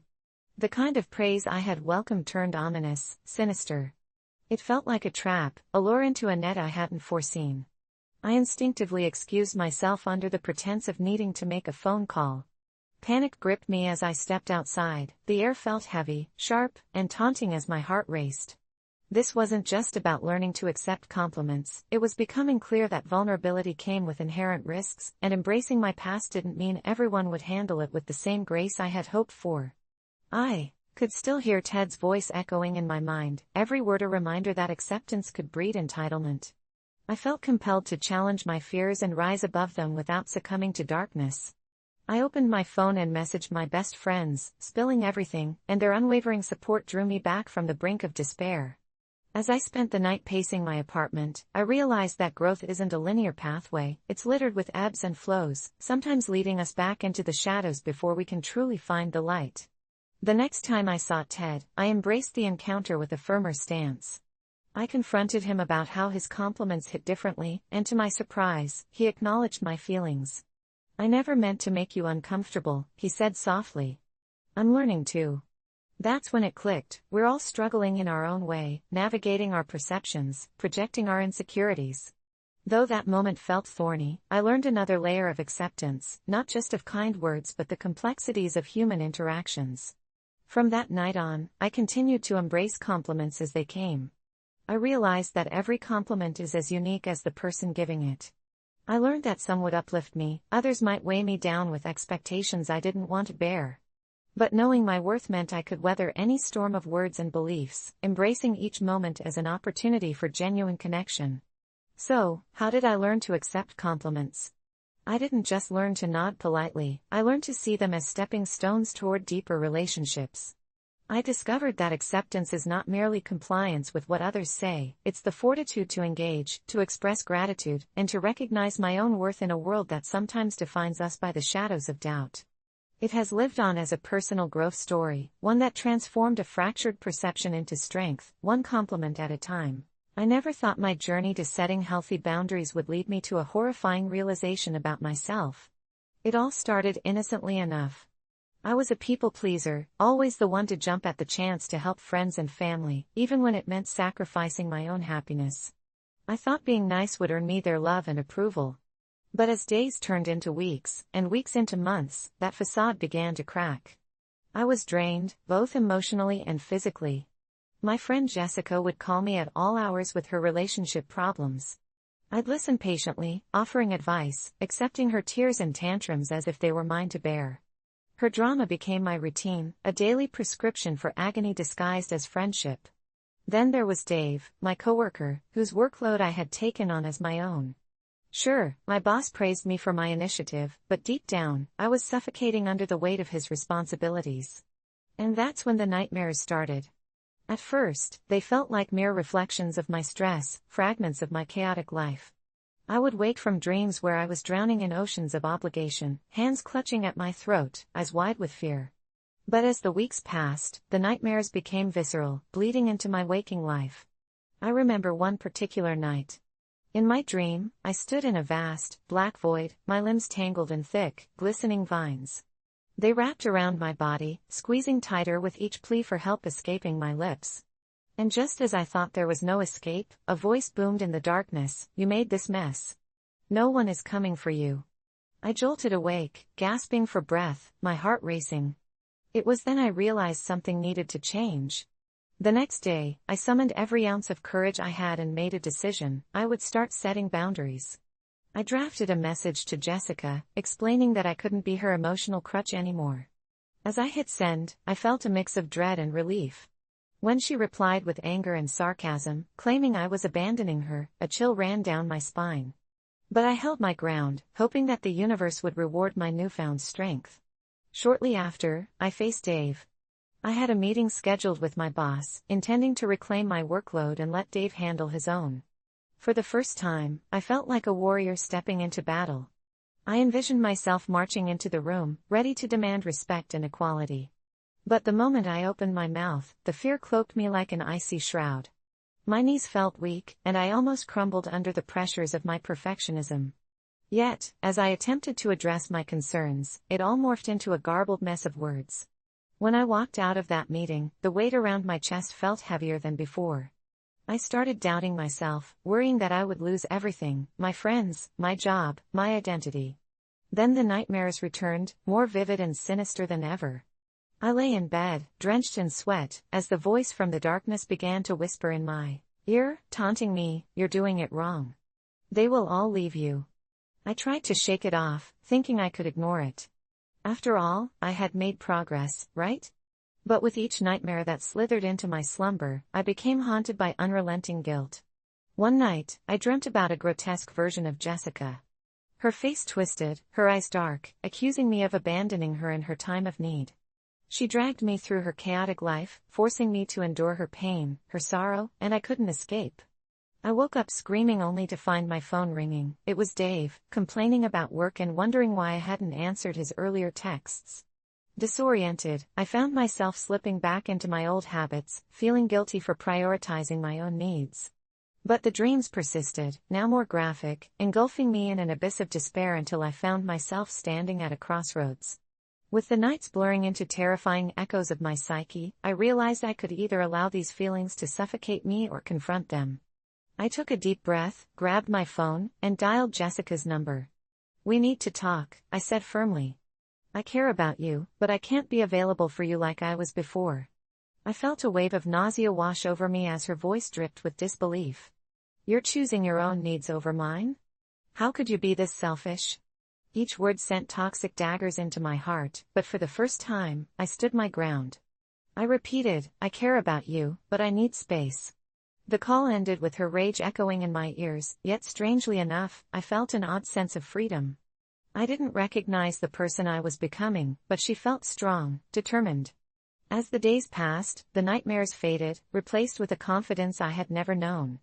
I decided to invest in self-care, attending yoga classes, journaling my thoughts, and exploring what I truly wanted in life without feeling suffocated by others' expectations. The darkness within me started to lift, and, in one fateful night, I dreamt of an immense light breaking through the fog, illuminating a path of clarity and ease. I stood strong, free, and no longer enslaved by unrealistic demands. It was a new beginning, one that promised endless possibilities. I knew I was on the right path. And even though Jessica and others might not understand, I realized that setting boundaries didn't mean shame or guilt, it meant self-love and respect. Days turned into weeks, and my nightmares became distant memories. I had learned to embrace the uncertainty of life and accept that not everyone would like the new me. But I'd take this version over the past any day. And to that haunting voice, I now replied, I made this mess, yes, but I'm cleaning it up on my terms. The darkness dissipated altogether, replaced by brightness, and it's all thanks to that journey and learning to set those boundaries. I never thought that speaking up for a coworker would change my life forever. It was just another dreary Tuesday at the office, and I was buried in the usual stack of spreadsheets and reports. My cubicle was a confined space, decorated with the obligatory potted plant and a few family photos, all bearing the weight of everyday monotony. I often lost myself in daydreams, wishing for something more than this mundanity. That's when I noticed Sarah, a new hire who had joined the team just a few weeks prior. She was quiet, often keeping to herself, and I could tell that she was struggling to adjust. I felt a strange kinship with her, as if I could see the same flickers of anxiety that haunted me since my first days here. Little did I know, that Tuesday would mark the beginning of a nightmare that transcended everyday office drama. It started during the lunch break. The usual group of coworkers had decided to descend upon the break room, their voices rising and falling like waves crashing against a rocky shore. Sarah was there, sitting alone, her lunch untouched as she stared blankly at her phone. I wanted to approach her, but fear held me back, the same fear that made me hesitant to speak in group settings. Suddenly, Mark, the office joker and self-proclaimed life of the party, launched an attack on Sarah, mocking her for her quietness, her shyness, her lack of backbone. Laughter erupted around the room, the kind that can sting and linger. Sarah's cheeks flushed crimson, and for a moment, I saw the hurt in her eyes. My heart raced as I wrestled with my conscience. It should have been easy to step in, to say something, anything, to defend her. But the anxiety was crippling, like chains wrapping tighter around my chest as I thought of the consequences. I could already hear the whispers, look at the new girl, can't even take a joke. But seeing her shrinking onto herself broke something inside me. Summoning every ounce of courage, I stood up and shouted, "That's enough, Mark." The laughter died, replaced by shocked silence. You can't just bully someone for being shy. Everyone has their struggles. My voice trembled, but I pressed on, fueled by an unexpected wave of adrenaline. Mark scoffed, his face contorting with mock disbelief. Oh, come on. It's just a joke. But something shifted in the room. My coworkers looked uncomfortable, some shifting in their seats, glancing between me and Mark. The tension was palpable, and Sarah's eyes shimmered, a mix of gratitude and disbelief. That's when the lights flickered. At first, I thought it was just a power surge typical in our stale, outdated building, but then they dimmed again, and the air turned heavy. A strange groaning noise emanated from the walls, like an omen. I could feel a chill deep in my bones, but I shook it off as paranoia. Mark snickered, trying to regain his footing, but I stood my ground. Why don't you take a look at yourself instead of tearing others down? I fired back, feeling braver. By the second, as if maybe I had the power to confront the darkness in this place. Then, just as I sensed a shift in the atmosphere, the lights flickered again and went out entirely. A gasping silence enveloped us, followed by a distant yet chilling laugh that echoed through the darkness. I heard whispers, barely audible, feathery voices that seemed to curl around me. You should have stayed quiet. You should have remained unseen. Panic spread through the room, and I felt a pull, almost a magnetic force, urging me to run. The voices persisted, growing louder, and I could see faint shadows drifting in the blackness, like dark figures creeping closer. "This is what happens when you confront the herd," they hissed. I glanced at Sarah, and her eyes were wide with fear. "What is happening?" she gasped, caught between heartache and confusion. In that moment, I realized it wasn't just about standing up for her, it was about confronting the darkness that seemed to thrive in this office, feeding on our fears and insecurities. Suddenly, the lights flickered back on, piercing through the thick gloom, but the laughter, that horrifying laughter, persisted. "You've disturbed the balance," Mark yelled, his face twisted with an unrecognizable rage. Something deep within me stirred. It was the realization that I had unwittingly unleashed something dark and ancient by choosing to finally speak when silence had been my constant companion. Without thinking, I grabbed Sarah's hand and whispered, "We need to go." As we raced out of the break room, the laughter crescendoed into a cacophony of mocking jeers, echoing off the stark white walls like a damning chorus. It became a twisted hunt. We could hear the gatekeepers of that malicious energy trailing us, the shadows flickering at the corners of our vision. "Don't look back," I shouted, fear fueling our dash down the corridor, through cubicles, past the glaring fluorescent lights, out towards the back exit. But the door wouldn't budge. We slammed against it, panic clawing at our chests. "It's locked," Sarah gasped, breathless. The voices surrounded us, whispering now, weaving tales of fear, of regret. In that moment, I felt something primal growing within me, a fierce fire igniting my resolve. I turned to Sarah, desperate to sound brave. "We won't let them win. Not now." I could feel the shadows thickening, creeping closer, but I had to do something. There was a fire alarm handle just above me. I jumped, pulled the lever, and instantly the blaring sound echoed through the building, puncturing the stillness like a knife. The shadows hesitated, the laughter weak, like air seeping out of a balloon. Sarah grabbed my arm, and for the first time, I saw resolve reflected in her eyes. "Keep going," she urged. The sound brought others into the hallway, confused but drawn by the urgency. As people began pouring out into the corridor, the whispers turned to screams, and the shadows twisted, unraveling into the walls. Somehow, in our collective fear, we had broken the hold that darkness had claimed over us.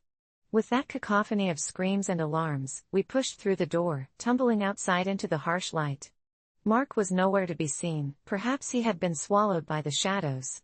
Stand together, I thought, and we'd dispel the darkness that contained us.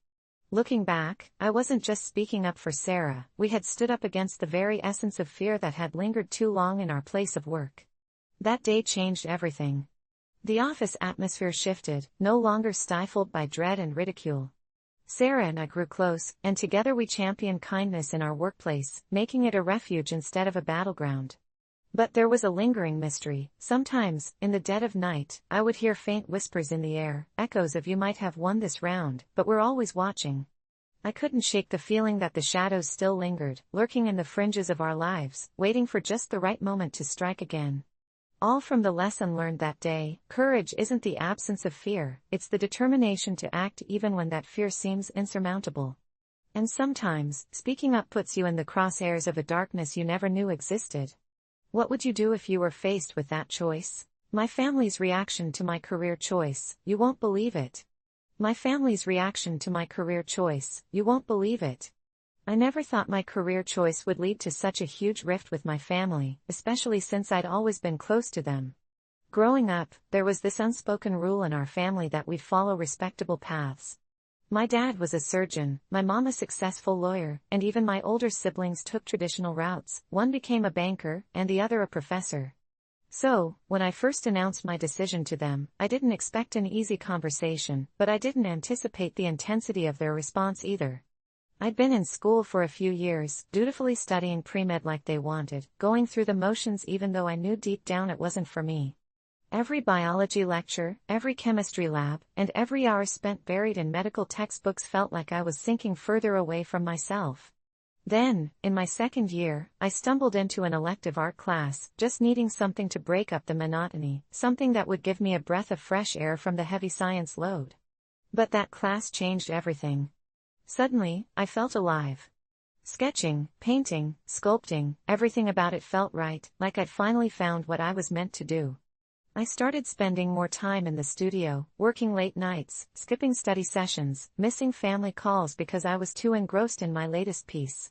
It wasn't long before I made the decision to drop pre-med altogether and pursue art full-time. I wanted to break the news gently, so I planned a family dinner.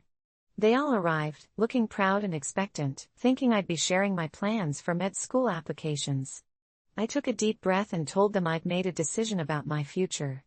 I'm going to be an artist, I said, trying to keep my voice steady, thinking that if I sounded confident, they'd accept it. Silence filled the room. My dad's face fell, and my mom just stared, like I'd spoken a foreign language. My older brother laughed, thinking I was joking, and when I didn't laugh with him, his face turned cold. An artist? My mom finally said, her voice laced with disappointment. Do you know how hard we've worked to give you this opportunity? And you're throwing it all away for painting. My dad's reaction was even worse. He stood up, not saying a word, just shaking his head as he left the table. I could feel my chest tighten as I watched them all turn away, unable or unwilling to understand. They kept calling my decision a phase, a waste of my potential, a betrayal of the family's legacy. For weeks, they tried everything to change my mind. They held interventions, bringing in family friends and mentors to talk me out of it. They reminded me of every sacrifice they'd made, of the dreams they'd had for me since I was a kid. They stopped helping with my tuition, thinking financial pressure would bring me to my senses. But instead, it made me more determined. I started working 2 part-time jobs just to stay afloat, sacrificing sleep and social life to keep myself in school. I'd spend my nights in the art studio, often crying from the exhaustion but never once regretting my decision. My work improved, and soon, I was invited to participate in a local art showcase.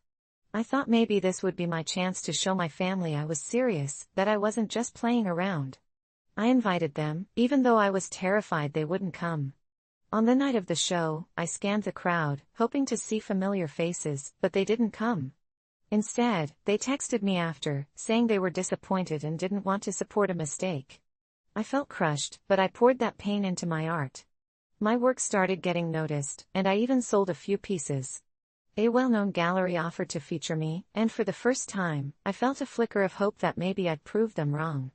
Months passed, and I continued to struggle, balancing work, school, and my art. Then, one evening, as I was preparing for my gallery debut, my mom showed up at my apartment unannounced. She looked around at my cramped space, at the walls covered in my art, and she looked tired, like she'd finally come to terms with the reality of my choice. We had a long talk that night. She didn't apologize, but she did ask questions, for the first time trying to understand why this mattered to me. You were supposed to be our success story, she whispered, as if talking to herself more than to me. We thought you'd make us proud. Her words stung, but I took a deep breath and told her how art made me feel, how it filled a part of me that nothing else ever had, and how much I wished they could be proud of me for following my own path, not theirs. She didn't say much when she left, but I could tell something had shifted. She didn't mention my career again, and for the next year, there was a tense but quieter acceptance. My dad and siblings still kept their distance, barely acknowledging my art or my progress. It wasn't until the gallery debut that things changed. I'd sent invitations to everyone, not expecting any of them to come. But to my shock, they showed up, dressed in their best, looking awkward and uncomfortable in the art world setting. As they walked through the gallery, seeing my work hung proudly on the walls, I saw them glancing at each other, whispering, pointing at pieces, recognizing bits of our family history woven into my paintings.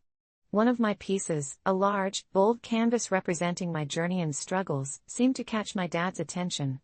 He stood in front of it for a long time, just staring, and I could see his eyes softening, the disappointment easing just a little. After the show, he approached me, and for the first time, he looked at me not with judgment, but with a hint of respect. You really made something of yourself, he said quietly. It wasn't an apology, and it didn't erase the years of tension, but it was a start. My family still doesn't fully understand my choice, and they may never see art the way I do, but now they're beginning to accept that my path, while different, is just as valid as theirs. And in that small step, I found a strange kind of peace. When I faced my fear of rejection, a bold move. I had always been terrified of rejection. It wasn't just the fear of failing, it was the way it felt deep inside, like a hole opening up in your chest, an emptiness you couldn't shake off. I've always been shy, reserved, never one to put myself out there. I preferred to keep to myself, away from the risk of embarrassment or disappointment. It was easier that way, right? To hide in the shadows and let life pass by, rather than taking the chance of falling flat on my face. But I knew deep down that I couldn't keep living like that. The fear had controlled my life for far too long. And it wasn't just about job opportunities or school, it was relationships, friendships, everything. I'd pass up on chances to make connections because of that all-consuming dread of being rejected. A few months ago, something happened that changed everything. I met her. Her name was Lily. She was confident, outgoing, everything I wasn't. I met her at a friend's party, and even though I was nervous as hell, I couldn't help but feel drawn to her. She was the kind of person who could light up a room with just her smile. We started talking that night, and to my surprise, we hit it off. We laughed, joked, and even exchanged numbers. She seemed genuinely interested in getting to know me. But as the days went by, my usual insecurities started creeping in. What if I wasn't good enough for her? What if she only saw me as a friend, or worse, if she didn't like me at all? It didn't take long before I started pulling back. I stopped texting as much. I made excuses not to hang out. I didn't want to put myself out there and risk rejection, even though a part of me desperately wanted to get closer to her. One night, Lily texted me, asking why I hadn't been responding lately. I told her I was busy with work and other things, but the truth was that I was just afraid. I was scared that if I let her in, she'd see who I really was, someone who couldn't keep up with her, someone who wasn't interesting enough to deserve her time. She didn't text back for a few hours, and I felt that familiar pit in my stomach. What if she didn't want to be friends anymore? What if she thought I was rude or uninterested? When my phone finally buzzed with her reply, I braced myself for something that would break my heart. But instead, her message read, "Hey, I get it. You're not ready. But if you ever are, I'm here. I really like talking to you." That message hit me harder than anything else she could have said. It wasn't just a rejection, it was an invitation, a reminder that I had a chance, and I was letting it slip away because of my own fear. It was like a wake-up call. I knew I couldn't keep hiding behind my insecurities forever. I had to face my fear of rejection. I couldn't live with the regret of never trying. The next day, I made a decision. I was going to take a risk. I was going to take the bold step and tell her how I felt, no more running, no more holding back. I was going to put myself out there, even if it meant facing rejection. That night, I texted her, "I've been thinking about what you said. I'm sorry for being distant. I really like you, and I think we could be great together. If you're open to it, I'd love to take you out sometime." My heart raced as I pressed send. My mind was spinning with thoughts of rejection. What if she didn't feel the same? What if she thought I was crazy for even asking? But then, I remembered what she said, "If you ever are ready, I'm here." Maybe this was my chance. Maybe she was waiting for me to make the move. The response came quickly, and when I saw it, I almost couldn't believe my eyes. "I've been hoping you'd say that," she wrote. "I like you too. Let's go for it." I stared at the message, dumbfounded. My heart was pounding in my chest, but this time it wasn't from fear, it was from excitement. It was a moment I had always dreamed of, but never thought would happen. I had faced my fear of rejection head-on, and it had paid off. We made plans to meet up the next weekend, and when I saw her in person again, it was like everything fell into place. We spent hours talking, laughing, and getting to know each other better. I felt like I was finally being seen, not for my fears or insecurities, but for who I really was. We were both nervous at first, but the more we talked, the more we realized how much we had in common. There was an instant connection, one that felt natural and effortless. We had dinner, went for a walk in the park, and before we knew it, hours had passed. It was perfect. Over the next few weeks, we saw each other more and more. I couldn't believe how easy it was to be around her, how comfortable I felt just being myself. It was like I had spent so long hiding behind walls that I forgot how to let them down. But with her, everything was different. She made me feel like it was okay to be vulnerable, to admit my fears and shortcomings. And in return, she opened up to me in ways that I didn't expect. We were both finding strength in each other, learning from one another. I realized that rejection wasn't the worst thing that could happen. Not trying, not taking the chance, that was the real regret. And here I was, living proof that taking that chance could change everything. But then, a few months into our relationship, something happened. A situation came up, a misunderstanding that tested everything.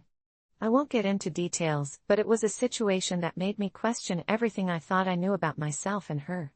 For a moment, I felt that same old fear creeping in, the fear of rejection, of being abandoned when things got tough. I nearly pulled away again, nearly gave in to my insecurities. But then I stopped myself. I had already taken the bold step once. Why stop now? I had already faced my biggest fear, and I wasn't going to let it control me again. Instead of running, I did the opposite, I leaned in. I faced the problem head-on, talked through it, and together, we figured it out. It wasn't easy, but it was real. And in that moment, I realized how far I had come. I had faced my fear of rejection, not just once, but twice. And each time, I had grown stronger, more confident. I wasn't the person who hid anymore. I wasn't the person who feared the worst without even trying. I was someone who understood that rejection wasn't the end. It was just another step on the path. Looking back, I can't believe how much I've changed. I've learned that fear of rejection is a natural part of life, but it doesn't have to control you. The worst thing you can do is let it keep you from taking the chances that could change your life. If you're reading this and you're scared to put yourself out there, to take that bold move, do it. Take the chance, face your fear. It may be terrifying, but the reward on the other side is more than worth it.